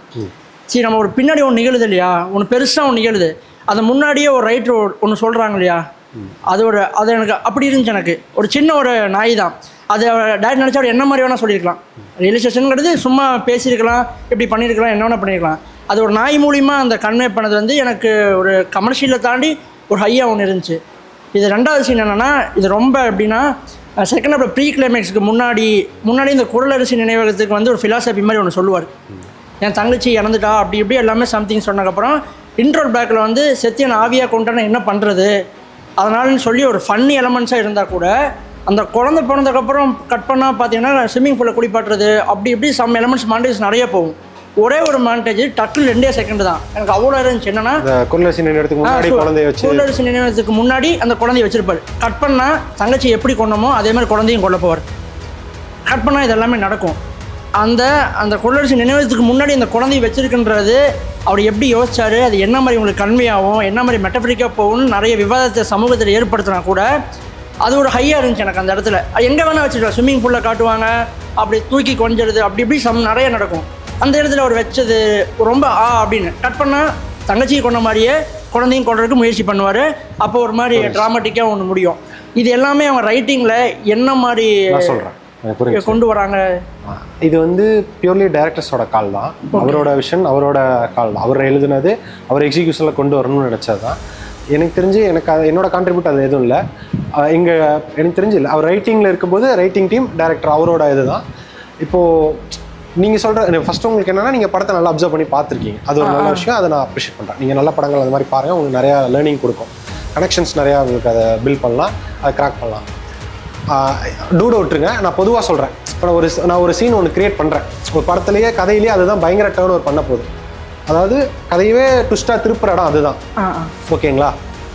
அந்த இடத்த சும்மா சொல்லுவாங்களே, இப்போ ஃபார் எக்ஸாம்பிள் நம்ம ஸ்டீரியோ டைப்பில் ஒன்று சொல்லுவாங்க சினிமாவில். இப்போ ஹீரோ வந்து ஒரு பெரிய வில்லனை அடிக்க போகிறான், ஒரு சென்டிமெண்ட்டான ஆளுனா அதுக்கு ஏதோ ஒரு சென்டிமெண்ட்டாக ஒரு சீன் வைப்பாங்க அப்படின்னு சொல்லுவாங்க. அவர் வந்து எப்பேற்பட்ட ஆளுன்றதுக்கு ஒரு சீன் வைப்பாங்க. பின்னாடி வந்து அவர் பெருசாக ஏதோ ஒன்று பண்ண போகிறாரு, கதையை திருப்புற மாதிரி ஏதோ ஒரு எமோஷனல் பண்ண போகிறாரு. அதுக்கு முன்னாடியே அந்த சீனை வச்சு ஒரு டெமோ பண்ணுவாங்க. அப்படின்றது ஒரு ஸ்டீரியோ டைப்பாக ஒரு டெம்ப்ளேட் இருக்கும். நான் டூடை மீன் பண்ணி சொல்லல, ஏன்னா அதில் எனக்கு என்னோட இது விஷன் எதுவும் இல்லை, அது டேரக்டரோட விஷன்றனால நான் அதை டச் பண்ணாமல் நான் பொதுவாக நான் ஃபிலிம் லேர்ன் பண்ணதுலேருந்து சொல்கிறேன். ஓகேவா? ஸோ இப்போ நீங்கள் ரைட்டராக ஒரு விஷயத்தை பண்ணும்போது அது கதைக்குள்ளே நீங்கள் கொண்டு வரலாம் அப்படின்னு நினைக்கும் போது அது பை நேச்சராக உங்களுக்குள்ள ஒரு இன்ட்ரெஸ்டிங் ஃபேக்டர் கிரியேட் பண்ணுதில்ல. ஃபார் எக்ஸாம்பிள் டூட்லேயே அந்த நாய் தான் ஒரு நான் பிகினிங் விட்டுருங்க, நான் மெயின் பாயிண்ட்லேருந்து ஆரம்பிக்கிறேன். நான் மெயின் பாயிண்ட்டு ஒரு நாய் இடித்து பைக் கீழே விழணுன்றது என்னோட ஐடியாவாக இருக்கலாம். ஓகேவா? நான் அகெயின் சொல்கிறேன், வேற ஒரு இதுன்னு சொல்கிறேன். அப்போ அதை நான் அந்த டாக் எங்கிட்ட நான் எங்கே ஆர்கானிக்காக கதைகளை கொண்டு வரலாம், அதை இன்னும் இன்ட்ரெஸ்டிங்காக எங்கெல்லாம் ப்ரெசென்ட் பண்ணலாம் அந்த ஸ்க்ரீன் பிளேயில் அப்படின்னு யோசிக்கும் போது இதெல்லாம் எனக்கு ப்ளஸ் தானே. நான் யோசிச்சு இதெல்லாம் பண்ணும்போது ப்ளஸ்ஸாக தானே இருக்குது. நான் சொல்கிறது என்னென்னா, நீங்கள் ஃபஸ்ட்டு செங்கல்லேருந்து 5ஆவது செங்கலுக்கு சொல்லலை, எனக்கு 5ஆவது செங்கல் தெரிஞ்சிருச்சு, அங்கே ஒரு ஜன்னல் வரப்போகுதுன்னு தெரிஞ்சிருச்சு. அங்கேருந்து நான் சின்ன சின்னதாக நான் அங்கே வாங்கின செங்கலை நான் எனக்கு எங்கெங்கெல்லாம் கதைக்கு யூஸ்ஃபுல்லாக இருக்கோ நான் அங்கெங்கெல்லாம் அதை தெளிச்சிக்கிறேன். அது ஆடியன்ஸ் பெட்டராக இன்ட்ராக்ட் பண்ணுது, என்டர்டெயின் பண்ணுதுங்கும் போது அதை நான் பண்ணுறேன்னு சொல்கிறேன். இப்போ டூட்லேயே வராத ஒரு இடம் என்ன அப்படின்னா, செகண்ட் ஹாஃபில் வந்துட்டு அவர் பேசிட்டு டாட் அப்படின்னு சொல்லி கார் எடுத்துகிட்டு போவாங்க ஹீரோயின். ஓகே, நல்லா இருந்தால் 2 பேர் லைஃபும் நல்லா இருக்கட்டும், நாசமாக போனால் 2 பேர் நாசமாக போட்டு கார் எடுத்துகிட்டு போயிடுவாங்க. அந்த இடத்துல அங்கேயும் நாயலாக இருக்கும். ஆக்சுவலாக நாங்கள் ஷூட் பண்ணது என்ன அப்படின்னா, அந்த இடத்துல ஒரு நார்மலாக நான் பாடி 7 சிங்கிளாக இருந்தேன். ட்ரெய்லரில் அந்த டைலாக் வரும், நான் பாடி 7 சிங்கிளாக இருந்தேன்டா, குறுக்கால பூந்து என் லைஃபே காவு வாங்கிட்டீங்களாடா நாய்ங்களான்னு அந்த நாய்களை விரட்டுவார். ஏன்னா அது அங்கே இருக்குது, அதை யூஸ் பண்ணால் இன்னும் கொஞ்சம் என்டர்டெயின்டாக இருக்கும்ல ஆடியன்ஸ்க்கு அப்படின்னு நினச்சி பண்ணதான். டேரக்டர் அதை நினச்சி தான் பண்ணாங்க. அது ஓகேவா? அது வந்து நீங்கள் ரைட்டராக எழுதுனதுக்கப்புறம் உங்களுக்கே தோணும், ஏன் இது இங்கே பண்ணால் என்ன அப்படின்னு. அந்த மாதிரி நீங்கள் யோசிக்கலாம். என்னோட கேள்வி கடைசியாக, ஒரு ஆஸ்பைரிங் ஃபிலிம் மேக்கராக ரைட்டிங்கு எல்லாமே நம்ம பவுண்டட் ஸ்கிரிப்டு இந்த நேரத்தில் இந்த லைட் எரியர் வரைக்கும் நம்ம எழுதிடுறோம். இது எல்லாமே தாண்டி நம்ம எவ்வளோ கொஞ்சம் எவால்வாக இருக்கணும் அப்படின்னு நான் இது ஏன் கேட்குறேன்னா, இடையில இப்போ மகாராஜா இப்போ நம்ம கொண்டாடுறோம், எனக்கு ரொம்ப பிடிக்கும். அந்த ஷூ வாங்க 1/2 மணி நேரம் கேப்பில் தான் இங்கே அபியூஸ் நடக்கும். நீங்கள் கேட்ட ஷூ வாங்குறதுக்கு ஒரு 1/2 மணி நேரம் ஆகும், வெயிட் பண்ணுங்கள், அந்த நேரத்தில் அபியூஸ் நடக்கும். அவ்வளோ ஸ்க்ரீன் பிளே அவ்வளோ இருக்கும். டக்குன்னு கட் பண்ணால் ஒரு இன்டர்வியூ பார்க்குறப்ப அந்த கிளைமேக்ஸ் அந்த கால் பார்த்துட்டு ரத்தம் ஒழுகிறதுன்னு ரைட்டிங்கில் இல்லை, எனக்கு அந்த சமயத்தில் தோணுச்சுன்னு சொல்கிறாரு. இவ்வளோ பெரிய படம் பண்ணிவிட்டு அந்த ஷாட் இப்போ வரைக்கும் பேசப்படுது, அந்த பாதத்தில் ரத்தம் ஒழுகிறது எல்லாமே ஓகே, இல்லை சூப்பர் படம். அந்த கடைசி மினிட்ல அவருக்கு அந்த அந்த ஒரு ஐடியாலஜி இருக்குல்லண்ணா, அந்தளவுக்கு நம்ம எவ்வளோ எவால்வ் ஆகணும்னு நான் கேட்குறேன். இல்லை, இதுவும் ஒரு சென்சிபிளான கேள்வி தான். இப்போ என்னென்னா, அதாவது நான் என்ன சொல்கிறேன் அப்படின்னா, எவால்வ் ஆகிறதுன்ற ஒரு ப்ராசஸ் கண்டிப்பாக அது இருக்கணும். நீங்கள் ஒரு படம் பண்ணும்போது ஒரு இருக்க மெச்சூரிட்டி அடுத்த படத்துக்கு மாறிடும். அது வந்து எவால்வ் ஆகிட்டே தான் வரணும். நீங்கள் ஷார்ட் ஃபிலிம்லேருந்து படம் பண்ணுறதுக்கும் போது எவால்வ் ஆகணும். இது எல்லாமே இருக்கணும். நான் என்னென்னா, உங்களை சுற்றி நிறைய பேர் நிறைய ஒப்பீனியன்ஸ் கொடுக்கலாம், நிறைய பேர் நிறையா ஐடியாஸ் கொடுக்கலாம். நீங்கள் தான் அந்த கதையோட சோர்ஸ். ஓகேங்களா? நீங்கள் இதை எடுத்துக்கலாமா வேணாமான்ற கால் உங்களுக்கு தான் இருக்கணும். அந்த ஷார்ட் அப்படி பேசப்படுதுன்னா அது அவருக்கு தெரிஞ்சிருக்கு, அந்த கதையில் அது இம்பாக்ட் பண்ணும் அப்படின்னு. அப்போ நீங்கள் அதுக்கு வயபிளாக இருக்கணும். ஸ்பாட்டில் வயபிளானா, இப்படி யாராவது ஒரு இன்புட் கொடுக்குறாங்கன்னா அதை எடுத்துக்கிட்டு இமீடியட்டாக கதையில் ஒர்க் அவுட் பண்ணுறதுக்கான சென்சிபிள் உங்களுக்கு இருக்கணும். அப்படிங்கும்போது அது உங்களுக்கு பெட்டராக கம்யூனிகேட் பண்ணும், அது உங்களுக்கு நல்ல ப்ளஸ்ஸாக வரும். அது நல்லா வந்தனால நீங்கள் நல்லா பேசுகிறீங்க, நல்லா வராமல் போயிருந்தா அப்படின்னு ஒன்று இருக்குல்ல, அப்போ எதை எடுத்துக்கணும் எதை ரிஜெக்ட் பண்ணணுன்ற சென்ஸ் உங்களுக்கு இருக்கணும்னு சொல்கிறேன். அந்த அளவுக்கு நீங்கள் எவால்வேட் ஆகிருக்கணும் ஆஸ் அ ரைட்டரா, ஆஸ் அ டைரக்டரா. சில நேரம் சில இதெல்லாம் ஸ்பாட்டில் சொல்லும்போது பயங்கரமாக இருக்கும், ஆனால் அதுக்கு மாடரேட்டாக நீங்கள் கதையில் வேறு ஒன்று வச்சுருப்பீங்க. ஆன் ஸ்பாட்டில் அந்த ஐடியா சொல்லும்போது உங்களுக்கு சூப்பராக இருக்கும், நீங்கள் எடுத்துருவீங்க. அப்போ தான் உங்களுக்கு ரைட்டராக ஒரு அவேர்னஸ் இருக்கணும். டைரக்டர் கம் ரைட்டராக இருக்கிற ப்ளஸ் என்னென்னா நீங்கள் இந்த அவேர்னஸோடு இருக்கலாம். ஆடியன்ஸை கவர் பண்ணுறதுன்னு ஒன்று இருக்குது. அவர் சொன்ன இன்டர்ஸ்டெல்லர் மூவியோ நீங்கள் சொன்ன இன்செப்ஷன் மூவியோ அதெல்லாம் ரிலீஸ் ஆன டைமில் வந்து பெருசாக பேசப்படல. அது இங்கே ரீரிலீஸ் ஆன பிறகு அதுக்குண்டான ஆடியன்ஸ் இப்போ இருக்கிறாங்க, அதனால தான் அது கவர் ஆகுது. தமிழில் ரிலீஸ் ஆன டைமில் இங்கே பேசப்படல. அவர் கொஷின் ரிலீஸ் ஆன டைமில் இங்கே பேசப்படலை. அதுபோல் வந்து இப்போ தமிழில் வந்து இவர் சுந்தர்சி இவர் சொல்லி அன்பேசியம் வந்து அப்போ இல்லை இப்போ இருக்குது. என்னென்னா ஆடியன்ஸ் வந்து ஜென்ரேஷனை பொறுத்து மாறுறாங்களா, நம்ம அதுக்கு தகுந்த மாதிரி உண்டான ரைட்டிங்கில் நம்ம பில்ட் பண்ணிக்கணுமா, இல்லை அதை எப்படி நம்ம ஹேண்டில் பண்ணுறது? இது என்ன அப்படின்னா, நான் என்ன சொல்கிறேன் அப்படின்னா, நம்ம ஒரு விஷனராக ஒரு கதை சொல்லணும்னு நினைக்கிறோம், அது ஆடியன்ஸ்கிட்ட போய் பெட்டராக லேண்ட் ஆகணும்னு நினைக்கிறோம். அது போய் நல்லா சேரணும்னு தான் நம்ம நினச்சி எல்லாருமே படம் பண்ணுறது எதுக்குன்னா அந்த கதை நல்லா ஆடியன்ஸ்கிட்ட போய் பேசுவோம், அவங்கள ஏதோ ஒரு விதத்தில் என்டர்டெயின் பண்ணணும், அதை அவங்களுக்கு பிடிக்கணும்னு தான் பண்ணுறோம். இப்போ ஆடியன்ஸோட டேஸ்ட்டுக்கு கம்ப்ளீட்டாக நான் வேறு ஒன்று பண்ணுறேன் அப்படின்னு நீங்கள் போனீங்க அப்படின்னா அது எக்ஸ்பெக்டேஷனே தப்பு இல்லை. நான் ஒரு படம் பண்ணுறேன், அது இப்போ இல்லைனாலும் என்றைக்குனாலும் அந்த படத்தை பற்றி பேசுவாங்கன்றது ஒரு கட்ஸ் கால் இருக்கும்போது அதை பண்ணலாம். இன்னொன்று எனக்கு ஏன் சீரியஸாக தெரில, ஏன் அன்பே சிவம், 1000 ஒருவன், புதுப்பேட்டை இந்த படங்கள்லாம் ஏன் அப்போ வந்து பெருசாக ரெகனைசேஷன் ஆகலைன்றது எனக்கு தெரியல. மேபி நீங்கள் சொன்ன மாதிரி ஆடியன்ஸ் எவாலுவேட் ஆகிருக்கலாம். அப்போ இருந்தவங்க அப்போ கமர்ஷியல் படங்கள் நிறையா பார்த்தவங்கனால. இதுலேயே எனக்கு ஒரு சின்ன டவுட் என்னன்னா, இப்போ அந்த டைம் பீரியட்னா கூட ஓகே, இப்போ மெய்யலகனுமே நம்ம ஊரில் ஒழுங்காக ஓடலை, கேரளாலையும் ஆந்திராலையும் பயங்கரமாக ஓடிச்சிருக்கோம். இத்தனைக்கும் நம்ம ஊரில் வந்து சென்சார் ஆக்சுவலி நிறைய கட் பண்ணிட்டாங்க, மற்ற ஊரில் வந்து கட்டு கூட பண்ணல, ஃபுல்லாக என்ன லென்த் இருந்துச்சோ அந்த லென்த்து போச்சு. இது என்ன, ஆனால் இப்போ செலிப்ரேட் பண்ணுறாங்க, ரொம்ப வித்தியாசம். ஒரு 1 year கேப் தான். ஆனால் நான் என்ன நினைக்கிறேன் அப்படின்னா, மெய்யழகன்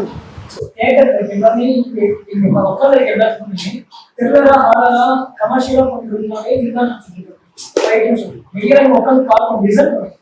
மெய்யழகன் டிசைன் பண்ணுறதுக்கு அப்புறமே எல்லாருமே வந்து மெய்யழகன் யாருமே டிசைன் பண்ணுறது, தேட்டருக்கு போனால் டிசைன் பண்ணுறதுக்கு யாருமே போயிடும். நீங்க இப்ப விஜய் படமே, தளபதி படமே நீங்க பிடிக்காது, இப்ப கூட பண்றது இருக்காது. நம்ம சின்ன வயசுலாம் ஸ்கிரீன் அப்படி டிவி வந்து ஸ்கிரீன் ஃபுல்லா பார்ப்போம். நீங்க ஃபுல் ரோல் பண்ணணும், ஸ்கிரீனை மட்டுமே பார்த்துக்க யாருமே. ஸோ மெய்யழகன் ஏன் சக்சஸ் இல்லைன்னா டிசைன் பண்றது 96 நிறைய பேருக்கு பிடிக்கும். ஜிடிஎம்ஏ வந்து பார்த்தீங்கன்னா காக்கா பிடிச்ச ஒரு கேம் இருக்காங்க, வினைகண்டி பிடிச்ச ஒரு கேம் இருக்காங்க. காக்கா பிடிச்சவங்க வினைகண்டி இன்னைக்கு வரைக்குமே ஏன்னா டிசைன் சில பேரோட டிசைனிங் அவ்வளோதான். இப்போ நமக்கு எல்லாருமே பார்த்தீங்கன்னா இங்கே இருக்கிறதுல நிறைய பேரோட ஜானா ஃபேமஸ் என்னன்னா டிராமா எத்தனை பேர் சூஸ் பண்ணுங்க கை கொடுப்பாரு. இது வந்து டிராமா மெய்யழகன் வந்து டிராமா ஏன்னா இப்ப நம்ம எல்லாருமே வந்து பார்த்தீங்கன்னா ஒரு ஹாரரையும் த்ரில்லரையும் மட்டுமே தான் சஜஸ்ட் பண்ணுவோம். அதை விட்டு வந்துட்டோம்னா டயர் ஒன்று வந்து பார்த்தீங்கன்னா கமர்ஷியலி வச்சிருக்கோம், நல்லா ஒரு ஆக்ஷன் போடுவோம். இது பிரதீப் வந்தாரு, பிரதீப் வந்து பார்த்தீங்கன்னா ஆக்ஷன்லேயே ஓகேங்களா, அவர் படத்துல ஆக்ஷன்ஸ் இருக்கு. ஸோ ஆக்ஷன்ஸ் கமர்ஷியல் ஃபிலிமாவே ஆக்ஷன்ஸ் காமெடி எல்லாத்தையுமே ஆன்ஸ்கிரீன் படம் தனி, ஓடிடி படம் தனி சொல்லி டிஃபரன்ஷியேட் பண்ணிருக்கீங்க. ஏன் ஓடிடியில வந்து எடுக்குதுன்னா பாஸ் பண்ணிட்டு ரெஸ்ட் ரூம் போயிட்டு வந்து ரீவைன் வந்து மெய்யா என்ன சொல்றாங்க லிசன் பண்ணுவோம். கேட்க நம்ம 3 மணி நேரத்துக்கு நமக்கு டைம் கிடையாது. அவங்க 2 பேருக்கு அந்த ஃபீலிங்கை மறுபடியும் அவங்க என்ன பேசிக்கிறான்னு சொல்லிட்டு நீங்க நானும் பேசும்போது வேவன் இருந்தா கரெக்ட் ஆகும். இவரு கேட்கறது அந்த வேவன் இல்லைன்னா இவங்க வந்து என்ன பேசுவாங்கிறதே தெரியல. அவரோட ரிட்டர்ன் ஆகும் கேரக்டரோட தான் ஒரு ரிட்டர்ன் ஆகும். ஸ்க்ரீன்ல வந்து டிசைன் பண்றதுக்கு அவங்களுக்கு டைம் இல்லாத மெய்யழகன் அந்த அளவுக்கு ஓடிடிக்கு வந்ததுக்கு அப்புறம் அந்த அளவுக்கு இதாக இருக்கு. நீங்க இல்லை அப்படின்னு சொல்லி நிறைய படம் மெய்யழகன் மட்டும் நிறைய படம் நீங்க பார்த்தீங்கன்னா ஓடிடியில் வந்ததுக்கப்புறம் அவங்க என்ன சொல்லியிருக்காங்க அப்படியே அப்படியே அவங்க இதெல்லாம் நல்லா இருக்கு அவங்க சொல்லுவாங்க. ஓடிடி வந்ததுக்கப்புறம் பேசுற டாபிக் கூட ஓடிடி வரும்போது எல்லாம் தெரிஞ்சுக்கிறாங்க, அவங்க தான் நல்லா இருக்கு. அந்த ஓடிடி ரிலீஸ் ஆகும்போது நம்ம என்ன ஆகணும்னு தெரியல. ஸோ ஓடிடி வந்து கண்டிப்பாங்க ஈவன் எல்லாருமே மஞ்சுமல் பைசையே பட் அவங்க படங்கள் இது பண்ணும். அது இல்லாம டேஸ்ட் மாதிரி நம்ம 5 பேர் போயிட்டு அதை அக்செப்ட் பண்ண மாட்டாங்க. 3 பேர் நல்லா இருக்குன்னு சொல்றாங்க, அந்த 2 பேரும் கம்பல்ஷன் தான் நல்லா இருக்குன்னு அந்த படம் நல்லா இருக்கு 3 பேர் சொல்றாங்க. அந்த 2 பேர் பிடிச்சிருந்தாங்க சோசியல் மீடியானாலேயோ பர்சனல் இன்ட்ரெஸ்ட்டை மாற்றி அந்த ஓட்டை உடச்சி இல்லை மெய்யழகன் நல்லா இருக்குன்னு அன்றைக்கே சொல்லியிருக்கு. மெய்யழகன் நிறைய பேர் சொல்றாங்க தான், பட் இது எல்லாமே ப்ரமோஷன் ப்ரமோட் பண்றது எல்லா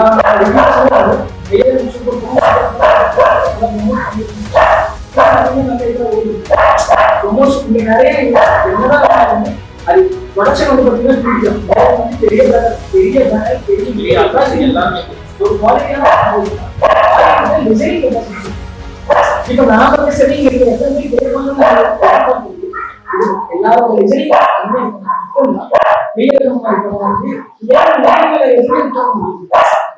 அவங்க என்ன ஃபீலிங் டிசைன் பண்ணி காட்டிக்கிட்டா மட்டும்தான் அந்த கேரக்டர் எவ்வளவு பியூரா இருக்குன்னு நம்ம அது லைட்டா இப்படி திரும்பிட்டா இனிச்சவன் சொல்லிட்டு போயிடுவாங்க எக்ஸாம்பிள் இப்படி திரும்பிட்டா மெய்யா இனிச்சவன் சொல்லிட்டு அந்த மனசு என்ன ரிஃப்ளெக்ட் பண்ணிக்கிறாங்க மட்டும்தான் இப்படி திரும்பிட்டு பாப்பாங்க சொல்லிட்டு போயிட்டு பக்கத்துல ஆக்ஷன் பண்ணி கூட போய் பேசு ஏன் கலெக்ஷன் சான்ஸ் இருக்கு யாருக்கு என்னடா வந்ததுல அதுக்கே என்ன சொல்லுவாங்க அந்த டேஸ்ட் பிடிக்காம நான் கூட்டு போயிட்டேன் நான் ஃபைனாக சொல்கிறேன். நான் ஒரு பெட்டராக ஒன்று சொல்கிறேனே. நம்ம குரூப் ஆஃப் ஃப்ரெண்ட்ஸ் படத்துக்கு தேட்டருக்கு போகிறோம் அப்படின்னா நம்ம என்ன மாதிரி படங்கள் போய் பார்த்துருவோம்? ஜாலியாக ஃபன்னாக தேட்டருக்கு போகிற மைண்ட் செட் என்னவா இருக்கும்? அந்த மாதிரியோட மைண்ட் செட்டில் தான் நம்ம நிறைய படங்கள் பார்த்துருக்கோம். மெய்யழகன் மாதிரியான படங்கள் அவன் சொன்ன மாதிரி அவன் சூப்பராக எக்ஸ்பிளைன் பண்ணான், பெட்டராக சொன்னான், செமையாக சொன்னான். நான் அதை இன்னும் எப்படி கனெக்ட் பண்ணுறேன்னா தேட்டரோட கனெக்ட் பண்ணுறேன். இப்போ தேட்டர் படம் நம்ம போகும்போது நமக்கு தேட்டர் வந்து வெகுஜனமாக இருக்கிறது வந்து ஒரு மாஸ் என்டர்டெயின் ஸ்பேஸ். அங்கே படத்துக்கு வரவங்களோட மனநிலை என்னவா இருக்கும்னா அந்த மைண்ட் செட்டில் வருவாங்க. எக்ஸ்பெக்டேஷன்ஸ் நான் அவங்க படம் பண்ணது அப்படி தான் பண்ணாங்க, ப்ரொமோஷன் அப்படி தான் பண்ணாங்க. அது எல்லாமே பார்த்தீங்கன்னா ஒரு விண்டேஜ் ஃபீல்டில் தான் இருக்கும் அதோட போஸ்டர்ஸ் எல்லாமே. நம்ம அந்த மாதிரி படங்களை அப்ரிஷியேட் ஆடியன்ஸ் நான் தப்பாக சொல்லலை, அது அவங்க சொன்ன மாதிரி டேஸ்ட். இப்போ அந்த படங்களை நிறைய அந்த டேஸ்ட் உள்ள மக்கள் நிறைய பேர் பார்த்துருந்தாங்க அப்படின்னா அதை ஃபாலோ பண்ணி இன்னும் நிறைய படங்கள் வந்திருக்கும். இல்லை நம்ம ஆடியன்ஸ் எப்பவுமே தப்பு சொல்ல முடியாது தலைவா. ஏன் அப்படின்னா டு த கோர் நம்ம ஆடியன்ஸ்க்கு தான் படம் பண்ணுறோம். அவங்களுக்கு என்ன டிமாண்ட் இருக்குது, அவங்க என்ன மாதிரி படங்களை பார்க்குறாங்கன்றதை வச்சுட்டு ஆஸ் வெல் நமக்கு ஆஸ் அ டைரக்டருக்கு சொசைட்டி கான்சியஸ் இருக்கணும். அந்த கான்சியஸோட நம்மளோட தாட் ப்ராசஸோட ஒரு நல்ல ஒரு தின் லேயரில் ட்ராவல் பண்ணி அந்த கதையை ப்ரெசென்ட் பண்ணணும். இப்போ மெய்யழகன் ஓடிடி வந்ததுக்கப்புறம் நிறைய பேசுகிறாங்க. ஏன் அப்படின்னா ஓடிடி பார்க்குறவங்க யார்? ஜென்ரலைஸ்டு ஆடியன்ஸ், பெரியவங்க நிறைய பேர் பார்ப்பாங்க, மெச்சூர்டான ஆட்கள் நிறைய பேர் பார்ப்பாங்க, அந்த ஏஜை கடந்து வந்தவங்க நிறைய பேர் பார்ப்பாங்க. ஓகேவா? அவங்களுக்கு அது ஒரு நல்ல கனெக்ஷனை கொடுத்துருக்கும், நல்ல பாண்டை கொடுத்துருக்கும், நல்ல மெமரிஸை கொடுத்துருக்கும். அவங்க தேட்டர் போகிறது ஒரு ஹேபிட்டாகவே இல்லாமல் இருந்திருக்கலாம்.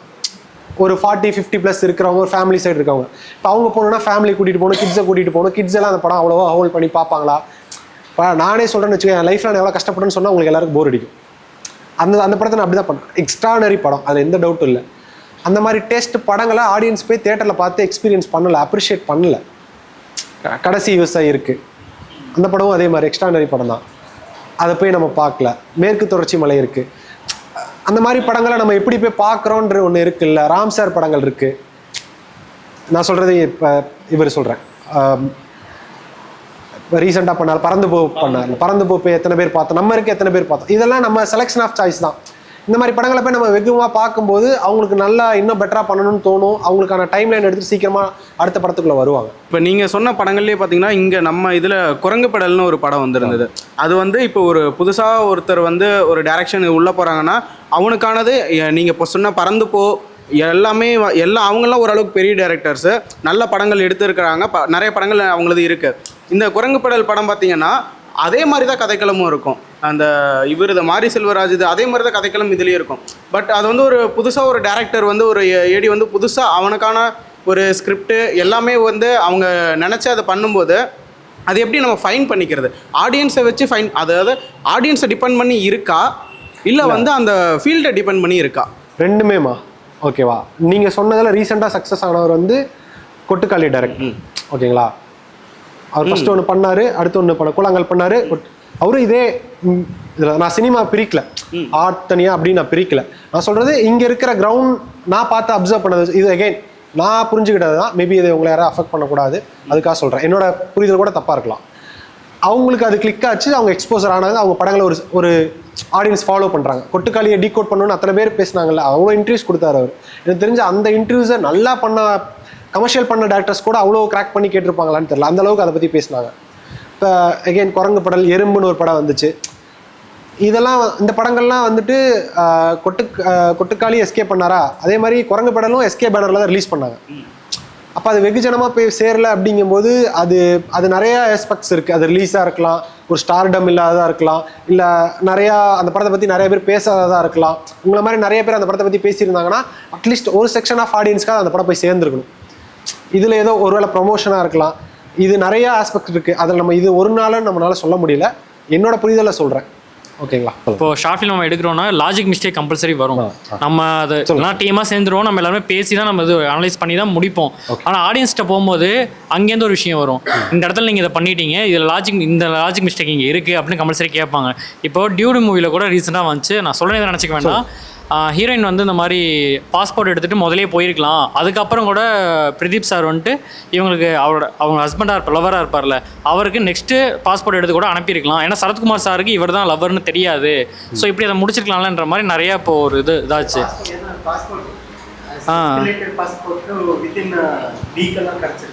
ஓகே, ஏன்னா மேபி முதல்ல ஹீரோயின் போயிட்டாங்கன்னா ஸோ சரத்குமார் சாருக்கு தெரியாது இவர் தான் அவங்களோட லவர் அப்படின்னு. நைஸ். உங்கள் லாஜிக் இருக்குல்ல, இப்போ சினிமாவில் நம்ம எந்த அளவுக்கான ஒரு கிரியேட்டர் ஃப்ரீடம் எடுத்துக்கலாம். லாஜிக் நான் சொல்கிறேன், லாஜிக் மிஸ்டேக்ஸோ இல்லை ஒரு சின்ன விஷயத்த எப்படி நம்ம எடுத்துக்கலாம். அது வந்து எப்படி சொல்கிறேன்னா ஒரு லிபரல் தான் வச்சுக்கோங்களேன். நீங்கள் அப்படி கேட்டோன்னு வைங்களேன், இன்னும் சொல்லப்போனால் ஒரு வரியிலே முடிச்சிடலாம். நேராக போய் அந்த பொண்ணு அவங்க அப்பா என்ன பண்ணாலும் நேராக அவங்க அப்பாட்டே பேசியிருக்கலாம்ல, அங்கேயே கதை முடிஞ்சிருக்கும்ல. உங்களுக்கு புரியுதா? அந்த ஆஸ் அ ரைட்டராக நம்ம அந்த டைரக்டராக அந்த கதையை எங்கே வேணால் நம்ம முடிக்கலாம். இந்த மாதிரி கேள்விகள் வந்து ஆடியன்ஸ் கேட்குறது ஓகே. நீங்கள் ஒரு க்ரியேட்டிவ் ஃப்ரீடம்லேருந்து இந்த மாதிரி கேள்விகள் கேட்டீங்க அப்படின்னா எனக்கு அது அப்படி ஒரு ஃப்ளா இல்லாமல் ஒரு கதையை பண்ண முடியாது. அதான் டு பி ஃபேக்ட். ஓகேங்களா? அதாவது எவ்வளோ இல்லை ஆடியன்ஸ் கேட்கும்போது ஓகே, நான் இதெல்லாம் பண்ணல, நான் ரொம்ப சிம்பிளாக சொல்கிறேன், உங்கள் பக்கத்துன்னு சொல்கிறேன், ஏதோ ஒரு ஃப்ளா இருக்கும். அப்போ அப்படி இந்த மாதிரி விஷயங்களும் அவங்க அட்ரஸ் பண்ணி கேட்குறாங்க அப்படின்னா இப்போ நம்ம நெக்ஸ்ட்டு பண்ணுறதுல இதெல்லாம் மெயினாக வச்சுட்டு அதை எழுதணும். இந்த மாதிரி மிஸ்டேக்ஸும் இல்லாமல் பண்ணுறதுக்கு ட்ரை பண்ணுவோம் அப்படின்னு. ஏன்னா இப்போது நான் என்ன சொல்கிறேன்னா நிறைய ரூல் எடுத்துக்கிட்டிங்கன்னா நிறைய லாஜிக்ஸ் இருக்கும். ஆமாம். கமர்ஷியலாக நம்ம பண்ணுறோம், தேட்ரிக்கல் எக்ஸ்பீரியன்ஸ் பண்ணும்போது அந்த லாஜிக்கை எந்த அளவுக்கு எடுத்துக்கலாம் அப்படின்றது ஒன்று இருக்குது. ஓகேங்களா? அந்த இடத்துல இருக்கும்போது அது பிரச்சனை இல்லைன்னு நான் நினைக்கிறேன். நீங்கள் இந்த லாஜிக்கை நீங்கள் சொல்லி தான் நான் கேள்விப்பட்டேன். நானும் சோஷியல் மீடியாவில் ஃபாலோ பண்ணிட்டு தான் இருக்கேன். நிறைய பேர் நிறைய விஷயங்கள் பேசிட்டாங்க. நான் ஃபஸ்ட் டைம் இந்த லாஜிக் இல்லையா டூல்லேருந்து கேட்குறேன். நீங்களும் ஒரு ஆடியன்ஸ் தான், நான் உங்களுக்கும் சொல்கிறேன். நீங்கள் ஒரு ஆஸ்பைரிங்காக இருக்கீங்கன்றனால அது வந்து ஒரு கிரியேட்டருக்கான ஒரு கால் தான், லிபர்ட்டி கால் தான். அது நம்ம எவ்வளோ எடுத்துக்கிறோன்றதை பொறுத்து. இந்த லிபர்ட்டி நான் எடுக்கும்போது ஆடியன்ஸ் பெருசாக அது படத்தையும் அஃபெக்ட் பண்ணாது, ஆடியன்ஸும் அது பெருசாக அஃபெக்ட் பண்ணாதுங்கும் போது அதை எடுத்துக்கலாம் நான் நினைக்கிறேன். அது வந்து ஒரு கிரியேட்டரோட கால், அதாவது ஒரு டைரக்டரோட கால். அது பியூர்லி அது உங்கள் படத்தில் நீங்கள் பண்ணும்போது கூட யாராவது ஒரு லாஜிக் கேட்கலாம். அப்போ அது சரி ஓகே, அது ஒன்று தானே, அது பெட்டராக என்ன பண்ணலாம் அப்படின்னு யோசிக்கலாம். அது ஆமாம். ஆனால் இப்போது வந்து ப்ரொடியூசர்கிட்டே இருக்கட்டும், அது ஆர்டிஸ்ட்கிட்டே இருக்கட்டும், அவங்கக்கிட்ட வந்து நம்ம ஃபஸ்ட்டு போய் அப்ரோச் பண்ணுறோம்ல, நம்ம ஒரு ஸ்டோரி வச்சுருப்போம், அதை நம்ம நரேஷன் கொடுக்குறோம்ல, அதுக்குன்னு ஒரு ப்ரொசீஜர் இருக்குதா? இல்லை வந்து ஏன்னா இப்போது பறந்துபூ படமாக இருக்கலாம், அந்த படத்துக்கு ஒரு ப்ரொடியூசர் இருக்காங்க, இப்போது டியூடுக்குமே ஒரு ப்ரொடியூசர் இருக்காங்க. ஆனால் 2 பேருக்குமே டேஸ்ட் வேறு இருக்குல்ல. இப்போ நார்மலாக பார்க்குற ஆடியன்ஸுக்கும் டேஸ்ட் வேறையாக இருக்குது. நம்ம போய் நரேஷன் பண்ணுற ப்ரொடியூசருக்கும் அவங்களுக்கு ஒரு டேஸ்ட் இருக்குல்ல. அவங்களுக்கு நம்ம சொல்லும் போது அதுக்குன்னு ஒரு ப்ரொசீஜர் இருக்கும்ல. இங்கேருந்து தான் ஸ்டார்ட் பண்ணணும், இல்லை வந்து நீ ஸ்க்ரீன் ப்ளே படியே நம்ம சொல்லணும், இல்லை அப்படின்னா நம்ம எழுதி வச்ச அந்த நரேஷன் அந்த ஸ்டோரி விஷயமாக நம்ம நரேஷன் பண்ணணும். ஸோ இதுக்குன்னு இந்த மாதிரி இருக்குல்ல, இதில் எது வந்து கரெக்டாக ஒரு கரெக்டான மேனராக இருக்கும் அப்படின்னு எல்லாருமே ஆர்டிஸ்ட் பொறுத்த வரைக்கும் என்னென்னா ஸ்னாப்சிஸ் கேட்பாங்க, ப்ரொடக்ஷன் பொறுத்த வரைக்கும் பவுண்டட் கேட்பாங்க. ஓகேங்களா? ஸோ உங்களுக்கு நல்ல ஒரு ரெக்கமெண்டேஷன்ஸ் என்ன அப்படின்னா, உங்களை கூப்பிட்டு போய் இவர் நல்லா கதை சொல்லுவாருங்கன்னு சொல்கிறதுக்கு ஒரு விசிட்டிங் கார்டு தேவைப்படுது. ஓகேங்களா? இங்கே எல்லாருமே டேலண்ட் தான், எல்லாருக்கிட்டையும் ஒரு கதை இருக்குது. ஆனால் நீங்கள் நினச்சி பாருங்களேன், இப்போ நான் ஒரு ப்ரொடியூசராக இருக்கேன்னா இங்கே எத்தனை பேருக்கு நான் கதை கேட்க முடியும்? அவ்வளோ டைமில் இல்லை. எனக்கு தெரிஞ்ச சர்க்கிளில் யார் நல்ல கதை வச்சுருக்காங்க, அதை ஹீரோ ரெக்கமெண்ட் பண்ணலாம், இல்லை வேறு யாராவது ரெக்கமெண்ட் பண்ணலாம். ஒரு சொல்லும்போது அந்த கதையை கேட்டுட்டு அதை செலக்ட் பண்ணுறதா வேணாம் பண்ணுற சாய்ஸ் என்னோட தான் இருக்கலாம். பட் அந்த மீட்டரில் தான் அது ட்ராவல் ஆகும். இப்போ ஹீரோனா ஸ்னாப்சிஸ் கேட்பாங்க, இந்த ஸ்னாப்சிஸ் அவங்களுக்கு பிடிச்சிச்சுன்னா நரேஷன் கேட்பாங்க, நரேஷன் கேட்டுட்டு பவுண்டட் கேட்பாங்க. இது எல்லாமே உங்களுக்கு டிக் ஆகும்போது ஃபைனலாக அடுத்தடுத்த ப்ராசஸ் போயிடும். அது ப்ரொடியூசருக்கு அதே தான், ஹீரோக்கு அதே தான். இப்போ மல்டி ஸ்டார் அந்த படத்தில் இருக்காங்க, சரத்குமார் இருக்காங்க, பிஆர் இருக்காங்க, மமிதா இருக்காங்க, எல்லாம் இருக்காங்க. இப்போ ஆன் ஸ்பாட்ல இவங்க ஒரு மேஜிக் பண்ணுறாங்கல்ல, அதில் ஏதாவது உங்களை ரொம்ப இம்ப்ரெஸ் பண்ண இந்த ஆல் ஆர்டிஸ்ட் காம்பினேஷனில் இது அவங்க பண்ணும்போதே இது ஹோல் யூனிட்டே செலிப்ரேட் பண்ணுச்சு அப்படிங்கிற மாதிரி ஏதோ ஒரு சீன் அவங்களுக்கு லைவ் எக்ஸாம்பிள் வேணுமா அந்த படத்துல அவங்க பண்ணாங்க ஆமாம். எனக்கு ஏன்னா நான் இதில் வந்து எனக்கு அந்த படத்துலேயே நான் வந்து ரொம்ப செலிப்ரேட் பண்ண சீன் தான் இந்த இன்டர்வல் பிளாக். அது வரைக்கும் அவன் கேரக்டர் வந்து நல்லவனா கெட்டவனா அந்த விமனைசர் அந்த மாதிரியே ஒரு ப்ரொஜெக்ஷன் இருந்த அந்த டைமில் அதெல்லாம் ஒட்டச்சிட்டு ஒரு வாக் போகும்போது இது பயங்கரமாக இருக்குது அந்த சீன். அது வந்து இப்போ இந்த சீன்லேயே ஆல் ஆர்டிஸ்ட் காம்பினேஷன்ஸ் இருந்துச்சு. இப்போ அந்த டைம்லலாம் இது நீங்கள் பார்த்துருப்பீங்க. அந்த ஸ்டேஜில் அவர் வந்து எனக்கு பர்சனலாக பார்க்கும்போது அந்த ப்ரெக்னன்சின்னு தெரிகிற சீன் பண்ணும்போது எனக்கு ஒரு ஓகே அவரோட ரியாக்ஷன் ஒன்று இருக்கும். ஓகே, அவர் ஒன்று பண்ணுவார். என்ன மாப்பிள்ள அப்படி கூட்டிகிட்டு போய் இப்படி சட்டையை பிடிச்சி இழுத்துட்டு அந்த இது இருக்குது. அது வந்து அது நான் அன்எக்ஸ்பெக்டாக இருந்தது. மோரோவர் எனக்கு இன்னொன்று என்ன அப்படின்னா அந்த டெலிவரி ஆகிறப்ப ஒரு பாட்டி வந்து பேசும். ஆமாம், டக்குன்னு வந்து பேசும் கட்டிலில் படுக்கும் மட்டும் சுகமாக இருந்துச்சோ அப்படின்னு. அது சொல்லி முடிச்சோடனே டக்குன்னு அவர் டைமிங்கில் ஒன்று சொன்னார், சூப்பராக இருந்துச்சு வரியா அப்படின்ட்டு. அது வந்து நான் பயங்கரமாக என்ஜாய் பண்ணேன் ஆன் ஸ்பாட்டில். ஓகே, அது பெட்டராக இருந்துச்சு எனக்கு. அது உள்ளுக்குள்ளே நான் அந்த ஒர்க் டைமில் என்னால் வரலனாலும் அதை நான் நினச்சி இன்னுமே அது நான் பயங்கரமாக என்ஜாய் பண்ணேன். ஓகே, அது ஆக்சுவலி டப்பிங்கில் இம்ப்ரூவ் பண்ணல, ஸ்பாட்டில் பண்ணேன் ஆன் ஸ்பாட்டில். ஓகே, அதே மாதிரி இப்போ இந்த கண்டினியூட்டிலாம் வந்து உங்கள் தலையில் தான் கட்டுவாங்க. மேஜராக ஆர்டிஸ்ட்டை கூப்பிட்டு வர்றது செய்யறது. இப்போ அந்த அவங்களோட டைம் லைனுக்கும் டேரக்டர் சொல்கிற டைம் லைனுக்கும் மிஸ் ஆகி ஏதாவது திட்டு வாங்கியிருக்கீங்களா? நிறையா இருக்குது அந்த மாதிரி. இல்லை என்னென்னா அது ஒரு ஏடியோட ரோலாக தான் நான் சொல்கிறேன். ஓகேங்களா, அது நம்ம யாரையும் அது பண்ண முடியாது. எல்லாருக்குமே அந்த ஹீட் ஆஃப் மூமெண்ட் தான். டேரக்டருக்கும் அதை எடுக்கணுன்ற ரெஸ்பான்சிபிள் இருக்கும், வரணுன்ற ரெஸ்பான்சிபிள் இருக்கணும். ஆர்டிஸ்ட்டும் வரணும்னு நினைப்பாங்க, அவங்களுக்கு சில இது இருக்கும், இது ரெடியாக இருக்கணும், இது ரெடியாக இருக்கணும், ஃபிட்டாக இருக்கணும், அழகாக இருக்குமா, கரெக்டாக இருக்கமா, கண்ணாடி மேலே அவங்க பார்க்கும்போது அவங்களுக்கு ஒரு கான்ஃபிடென்ட், இந்த மாதிரி நிறைய ஆஸ்பெக்ட்ஸில் இருக்குது. எண்ட் ஆஃப் த டே நீங்கள் ஏடியாக ஒர்க் பண்ணுறீங்க அப்படின்னா எங்கே எது பிரச்சனைனாலும் அது உங்ககிட்ட தான் வரும். அது வாட்டவர் நீங்கள் இல்லைனாலும் ஏதோ ஒரு ஏடி கிட்ட தான் அது வரும். ஸோ அது சினிமாவில் அதை தவிர்க்க முடியாது, அது வேறு வழி இல்லை. எண்ட் ஆஃப் த டே அது நீங்கள் தான் அதுக்கு. ஓகே, மோஸ்ட் ஐகானிக் ஆக்டர் வந்து சுப்ரீம் ஸ்டார். அவர் வந்து இந்த படத்தில் நடிக்கிறார். ஆக்சுவலாக அவரை வந்து அந்த ஆவேசம் படத்தில் வர அந்த ரங்கச்சேட்டா மாதிரி ஒரு லோ ப்ரொஃபைலாக காமிச்சு இன்டர்வலில் ஒரு பீக் போய் திரும்ப கிளைமேக்ஸில் அந்த ஒரு சட்டில் டவுன் இருக்கும். ஸோ ஒரு சீனியர் ஆர்டிஸ்ட்டை வந்து நீங்கள் இப்போ ஒரு சீனை நீங்கள் எக்ஸ்பிளைன் பண்ணுறதோ இல்லை அவங்கக்கிட்ட வந்து நீங்கள், ஏன்னா அதில் 2-3 கெட்ட வார்த்தைலாம் கூட அது வரும், அது இருக்கும். டெம்ப்ளேட்டான வில்லன் தான், ஆனால் அவர் பண்ணும்போது அது ரொம்ப யூனிக்காக மாறிச்சு. அந்த மொமெண்ட்டை ஆர்டிஸ்டே அது எக்ஸ்ட்ரா எஃபர்ட் போட்டதா இல்லை டேரக்டர் இல்லை நீங்கள்லாம் அது எக்ஸ்பிளனேஷன் கொடுத்து ப்ராசஸ் ஆனதா? அது வந்து டேரக்டரும் ஆர்டிஸ்ட்டுக்குமான கெமிஸ்ட்ரி. என்னன்னா எங்கள் டேரக்டர்னா ரீடிங்க்கு கூப்பிடுவாங்க. ஆர்டிஸ்ட் ரீடிங், ஒரு ஸ்கிரிப்ட் ரீடிங் மாதிரி ஒரு செஷன் ஆஃபீஸரை வச்சு அவங்ககிட்ட என்ன அவர் மைண்டில் என்னென்ன இருக்குது, அந்த கேரக்டர் அவர் என்னவா பார்க்குறாரு, அவருக்கு என்ன மாதிரி வேணுன்றத டிஸ்கஷனாக அவங்க ஆர்கானிக்காக ஒன்று பண்ணிப்பாங்க. ஓகே, அது நமக்கு தெரியாது, ஏன்னா அது டேரக்டருக்கும் ஆர்டிஸ்ட்டுக்குமான விஷயம், அவங்களுக்குமான பாண்டு, அவங்களுக்குமான கிவ் அண்ட் டேக் மாதிரி. எனக்கு இது வேணும் சார், இது வேணும், அது அவங்க அண்டர்ஸ்டாண்டிங்கில் வருது. ஸ்பாட்டில் நமக்கு வரும்போது அது டேரக்டர் ஏதாவது ஒரு பார்த்துட்டு அவங்களுக்கு ஒரு ஒப்பீனியன் இருக்கும், அது ஃபைன் டியூன் ஆகலாம். அது வந்து டிபெண்ட்ஸ், அது டேரக்டர்ஸ் பொறுத்து, ஆர்டிஸ்ட் பொறுத்து. ஒரு ஆர்டிஸ்ட்டே நான் இன்னொன்று பண்ணி காட்டுறேன் பாருங்க அப்படின்னா, நான் ப்ரீவியஸாக இதுக்கு முன்னாடி ஒர்க் பண்ண ப்ராஜெக்ட்ஸ்லாம் நானே இன்னொன்று பண்ணி காட்டுறேன் பாருங்க, உங்களுக்கு பெட்டராக இருந்தால் இதை வச்சுக்கோங்கன்னு சொல்லி கேட்குறாங்க. ஆர்டிஸ்ட்டே கேட்பாங்க. அவங்களுக்கு அதில் இன்னொரு மீட்டர் பண்ணலான்ற. ஏன்னா இது ஒரு அப்கமிங் ஆர்டிஸ்ட் கேட்டால் பரவாயில்ல, அவரு கிட்டத்தட்ட 100 படத்துக்கு மேலே நடிச்சிட்டாரு. அவரு நான் சரத் சார் சொல்ல, நான் ப்ரீவியஸாக பண்ண படங்கள் அவங்களும் எஸ்டாப்ளிஷான ஆர்டிஸ்ட் தான். ஓகே, அவங்க நம்ம கேள்வி ப்ராப்பராக இருக்கும்போது சார் எனக்கு ஒன்று வேணும்னு கேட்டால் அவங்க பண்ணுவாங்க. அதுக்கெல்லாம் அவங்க சரத் சார் வந்தீங்கன்னா ரொம்ப ஜிம்மாக இருப்பார். அவர் இந்த பெருசாக இருந்து வந்த ஒரு சீனியர் ஆர்டிஸ்ட் அந்த மாதிரியான எதுவுமே இருக்காது, ரொம்ப சிம்பிளாக இருப்பார். அவங்களுக்கு தெரியும் ஒரு டீமை எப்படி ஸ்மூத்தாக ஹேண்டில் பண்ணணும், எப்படி அவங்கள நல்லா ஒரு ஹெல்த்தியான ரிலேஷன்ஷிப்பில் வச்சுக்கணுன்றது அவங்க சீனியர் டெக்னீஷியன்றனால அவங்களுக்கு நல்லாவே தெரியும். அடுத்து இன்னும் ஒரே ஒரு சீன், அவர் வந்து நம்ம டிராவிட் அண்ணா வந்து ஒரு கேள்வி கேட்பார், மம்மித்தட்டை சோறு தான் திங்கிறியா. ஆக்சுவலாக அந்த இடத்துல என்ன போட்டிருந்தாலுமே எல்லாருமே பிளாஸ்ட் ஆகிருப்பாங்க. அந்த இடத்துல ஒரு பாஸ் விடுறாருல, அந்த டைமில் அது நீங்கள் ஷூட்டிங்காக பண்ணும்போது அது எப்படி, ஏன்னா இம்மிடியட்டாக அவங்க அதுக்கு ஒரு ரியாக்ட் பண்ணுவாங்க, அதுக்கேற்ற மாதிரி அவரும் அது சொல்லுவார். அது வரைக்கும் ஒரு டெம்ப்ளேட்லேயே இருக்கிற அந்த படம் ரொம்ப எமோஷ்னலாக போகிற அந்த டைம் பீரியடை தான், அந்த பிரேக் பாயிண்ட் அப்படிங்கிறது தான். அந்த இடத்துல அந்த சீனை நீங்கள் கம்போஸ் பண்ணும்போது இல்லை அந்த இடத்துல நீங்கள் இருக்கும்போது அது எப்படி இருந்தது? அந்த சீன் வந்துட்டு ஆக்சுவலாக அதான் ஆடியன்ஸோட பெர்ஸ்பெக்டிவ் சீன். ஓகே, அது வரைக்கும் படத்தை ஃபாலோ பண்ணவங்களோட ஆடியன்ஸ்குள்ள ஒரு கேள்வி இருக்குல்ல. ஓகே, அதுதான் அந்த கேரக்டரோடது, லக்ஸோட கேரக்டரோட அந்த டிராவிடோட கொஷின். ஓகேவா, எனக்கு பர்சனலாக அது என்ன இருந்துச்சு அப்படின்னா, அவர் எப்படி அந்த சீனை பெர்ஃபார்ம் பண்ண போகிறாரு, அது ஒரு பயங்கரமான எமோஷன் சீன். அந்த படத்தில் அவருக்கு ஒன் ஆஃப் மெயின் சீன் அது. ஓகே.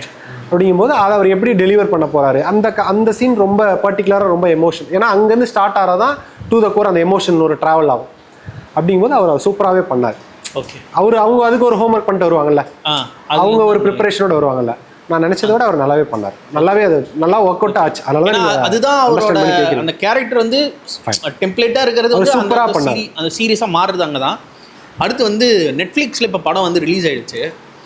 இப்போ நிறைய பேர் வந்து நெட்ஃப்ளிக்ஸ்ல வந்து அந்த அன்கட் வெர்ஷன், இந்த டேரக்டர் கட் இந்த மாதிரிலாம் விடுறாங்க, செய்கிறாங்க. அந்த மாதிரி இந்த படத்துக்கு ஏதாவது இருந்துச்சா, இல்லை அவங்க ஆல்ரெடி ஃபிக்ஸ் பண்ண டியூரேஷன் தான் ஓடிடிக்கும் வந்திருக்குதா? தியேட்டரிக்கல் என்ன டியூரேஷனோ அதுதான் ஓடிடிக்கும் வரும். ஓகே. திங் என்ன அப்படின்னா, இப்போ இது ஒரு டெக்னிக்கலாக ஒன்று சொல்கிறேனே, சென்சார் தியேட்டரிக்கல் என்ன வாங்குறோமோ அதுதான் ஓடிடிக்கு கொடுக்கணும். இல்லை நெட்ஃப்ளிக்ஸில் இல்லை வர நான் சொல்கிறேன். இது ஒரு பேஸ் ரூல். நீங்கள் ஓடிடிக்கு அன்கட்டட் வெர்ஷனோ இல்லை ஃபுட்டேஜ் லென்த்தை மாற்றுறீங்க அப்படின்னா நீங்கள் அதுக்கு ரீசென்சார் பண்ணணும். ஓகே. ரீசென்சார் பண்ணி அது அப்ரூவல் ஆனதுக்கப்புறம் தான் நீங்கள் ஓடிடி கொடுக்கணும். ஓகே. ஓகேங்களா? ஸோ இது என்ன அக்ரிமெண்ட் டைம் லைன் என்ன, இதுக்குள்ளே இது ப்ராசஸாக அப்ளிகபிளாக, நீங்கள் ஒரு லாங்குவேஜ் மாற்றினா மற்ற லாங்குவேஜ் மாற்றுறீங்களா, இப்போ படத்துக்கு என்ன இருக்கோ அது அந்த ஒர்க் தான் பண்ணி வச்சுருப்பாங்க. ஃபார் எக்ஸாம்பிள் ஒரு 2 hours 20 டியூரேஷன்னா அதுக்கு தான் சவுண்ட் மிக்ஸ் இருக்கும். அது அந்த பீப் டு பீப் எண்டு வரையும் தான் அதுக்கான டெக்னிக்கல் ஒர்க் எல்லாமே இருக்கும். சவுண்ட் டிசைனாக இருக்கும், மிக்சிங்காக இருக்கட்டும், டைலாக்ஸாக இருக்கட்டும், சப்டைட்டில்ஸாக இருக்கும். இது எல்லாமே அந்த டைம் லைனில் தான் ஒர்க் பண்ணியிருப்பாங்க. நீங்கள் அன்கட்டட் வெர்ஷன்னா இது எல்லாமே அப்படியே எடிட் மாறும், நீங்கள் மிக்ஸ் பண்ணணும், சவுண்ட் டிசைன் வாங்கணும், இது எல்லாமே ஒரு ரிப்பீட் ஒர்க். சப்டைட்டில்ஸ் கொடுக்கணும், அந்த அவுட்டுக்கு நீங்கள் எல்லாருமே வாங்கணும். ஓகே. இதுக்கு பின்னாடி ஒரு ப்ராசஸ் லைன் இருக்குது. இதை அந்த குறிப்பிட்ட நெட்ஃப்ளிக்ஸ் ரிலீஸ் டேட்குள்ளே நீங்கள் சப்மிட் பண்ண முடியுமா, இதுக்குள்ளே இருக்க கான்ஃப்ளிக்ஸ் இந்த விஷயங்கள்லாம் இருக்குல்ல, இந்த டைம் டியூரேஷனுக்குள்ளே இருக்கிற பிரச்சனைகளை உங்களால் சார்ட் அவுட் பண்ண முடியுமா அப்படின்ற கால். ஓகே. இப்போ ஃபைனலாக பர்சனல் கொஸ்டின் கேளு வந்துடுறேன். இப்போ நீங்கள் வீட்டுக்கு 2வது பையன், நீங்கள் ஆல்ரெடி என்கிட்ட சொல்லிட்டீங்க. லோயர் மிடில் கிளாஸ் அந்த செக்மெண்ட்டு தான் எல்லாருமே இங்கே இருக்கிற எல்லாருமே இருக்கும். அப்படி இருக்கிற பட்சத்தில் சினிமாவை வந்து நீங்கள் சூஸ் பண்ணுறீங்க, வீட்டில் அகேன்ஸ்டாக இல்லையா? இப்போ கிட்டத்தட்ட ஒரு 8 வருஷம் ஆச்சுன்னு நினைக்கிறேன் நீங்கள் ஃபீல்டுக்கு போய். இன்னும் எனக்கு தெரிஞ்சு ஒரு 1.5 வருஷத்துக்குள்ளே படம் பண்ண போகிறீங்க. அதுவே நம்ம தனியாக பேசணும். அப்படி இருக்கிற ஸ்டேஜில் அந்த 8 years அந்த ஸ்ட்ரகிள், ஏன்னா இப்போ சென்னைக்கு போனால் ரூம் ரெண்ட்டு, ஃபுட்டு, நம்ம ரொம்ப நாளும் ஃப்ரெண்ட் ரூம்லேயும் இருக்க முடியாது. கரெக்ட். சாப்பாட்டுக்கும் அவன்கிட்டே நம்ம எதுவும் கேட்டுட்டு இருக்க முடியாது. அட்லீஸ்ட் நம்ம போகிறதுக்கு வரதுக்கு உண்டான இதையாவது நம்ம ஹேண்டில் பண்ணணும். இந்த ஒரு டஃப் டைம் இருக்கும். 2வது இப்போ அந்த மேரேஜை நெருங்குற ஏஜில் இருக்கீங்க, இப்போ இன்னும் ஹெவி ப்ரெஷராக இருக்கும். இதை எப்படி நீங்கள் ஹேண்டில் பண்ணுறீங்க? ஏன்னா இங்கே இருக்கிற பாய்ஸ் எல்லாருமே வந்து என்ன பண்ணுறாங்கன்னா, இப்போ ஸ்கிரிப்ட் ஒன்று அவனுக்கு பிடிச்சிருக்கு அப்படின்னா உடனே நான் டேரக்டர், உடனே நான் டைரக்ஷன் பண்ணி நான் அப்படியே சென்னை போகிறேன், ப்ரொடக்ஷனை பிடிக்கிறேன், அவ்வளோதான் அப்படிங்கிற மாதிரி இருக்குது.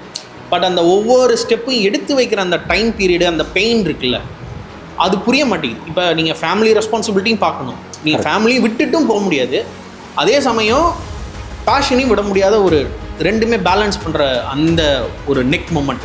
இப்போ ஓகே, இப்போ நீங்கள் என்ன சொன்னாலும் வீட்டில் கேட்பாங்க, பட் பிஃபோர் அது மட்டும் நான் ஃபஸ்ட்டு சொன்ன மாதிரி தான் இதெல்லாமே ஒரு ப்ராசஸ். எனக்கு வந்து எல்லாருமே நம்ம ஆல்மோஸ்ட் இங்கே இப்போ இருக்க எல்லா யங்ஸ்டர்ஸுமே என்னென்னா, தோனி சார் சொன்னது எல்லாமே ரிசல்ட் ஓரியண்டாக இருப்போம். நம்ம இன்றைக்கி பண்ணணும்னா உடனே ஜெயிச்சிடணும், நாளைக்கு ஜெயிச்சிடணும், நாளைக்கு ஸ்டார் ஆயிடணும், நாளைக்கு நமக்கு எல்லாமே கிடச்சிடணுன்ற ஒரு ஆஸ்பெக்ட்லேயே ட்ராவல் ஆகிறோம். பட் ப்ராசஸ் சரியாக பண்ணணும். எல்லாத்துக்குமே ஒரு ப்ராசஸ். எஜுகேஷன் டைம் எப்படி ஒரு ப்ராசஸோ, வீடு கட்டணுன்னா எப்படி ஒரு ப்ராசஸோ, அதுக்கு நம்ம பொட்டன்ஷியலாக ஸ்டேபிளாக, ஃபினான்ஷியலாக ஸ்டேபிளாக இருக்கமா, அதுக்கான கிரவுண்ட் ஒர்க் பண்ணியிருக்கோமா அப்படின்ற மாதிரி இது எல்லாமே அதில் மிக்ஸ்டாக இருக்குது. இப்போ என்னோடது நீங்கள் எடுத்தீங்க அப்படின்னா அஃப்கோர்ஸ் ஒரு டஃப் ஜேர்னி தான், எல்லாருக்குமே இருக்குது. அந்த மாதிரி தான் எனக்கும் நிறையா இருக்குது. நமக்கு இப்போ நம்ம இங்கேருந்து போகும்போது எங்கே தங்க போகிறோம், எப்படி ஒன்றுமே தெரியாது, யாரையுமே தெரியாது. அப்படிங்கும்போது நமக்கான கான்டாக்ட் உருவாக்குறது, நமக்கான ஒரு டெய்லி யாரையா ஒருத்தர் போய் பார்க்கணும்ல. ரூமுக்குள்ளே நம்மளே 10 ரூமுக்குள்ளே இருக்க முடியாதுல்ல. இப்போ பார்க்குறதுக்கு யாராவது ஒரு 4 பேரை செட் பண்ணணும்ல, ஒரு 4 பேரை க்ரியேட் பண்ணணும்ல. அந்த ஒரு ஜோனை க்ரியேட் பண்ணுறதுக்கே எனக்குலாம் டைம் ஆயிடுச்சு. அதாவது நான் அந்த பர்சன் எப்படி சொல்கிறேன்னா, கான்டாக்ட், அவங்க ஏதோ ஒரு டெக்னீஷியனாக இருப்பாங்க, வேறு ஏதோ படங்களில் ஒர்க் பண்ணுவாங்க, அவங்க மூலிமா நமக்கு ஏதாவது ஒரு ஏடியோ ஆப்பர்ச்சுனிட்டி கிடைக்குமா, இவங்க மூலிமா ஏதாவது ஒரு படத்துக்குள்ளே போயிடலாமா அப்படின்னு நீங்கள் யாராவது ஒரு 10 பேர்கிட்ட உங்களை பார்த்து வாய்ப்பு கேட்கணும்ல. அதை ஒரு க்ரியேட் பண்ணுறதுக்கே எனக்கு ஒரு சர்டன் டைம் ஆயிடுச்சு. அது போக 2 years கொரோனா.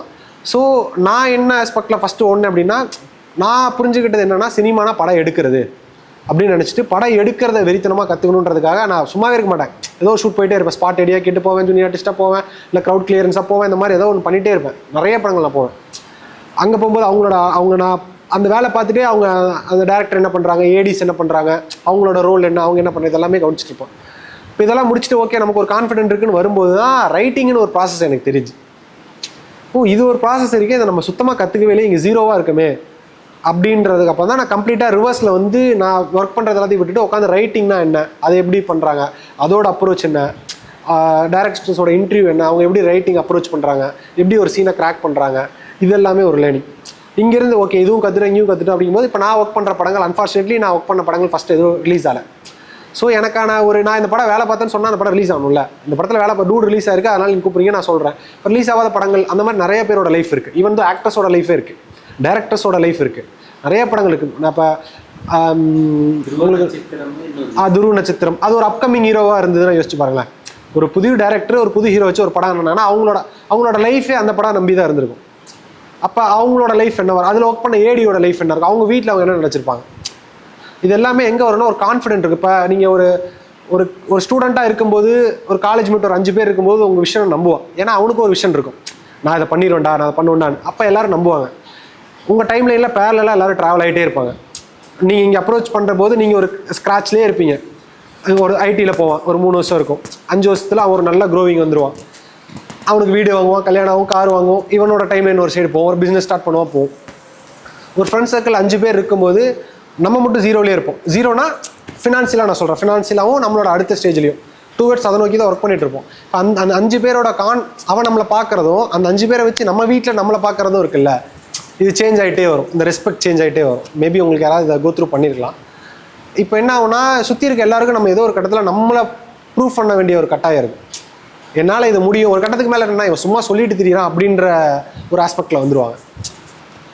உண்மையாலும் அவன் எப்படி ஆகிடுனா என் பையன் பண்ணுவான்றது போய் என் பையன் சும்மா ஏமாத்துறான்ற மைண்ட் செட்டு அவங்களுக்கே கூட இருக்கலாம், சொல்லாமல் கூட இருக்கலாம்.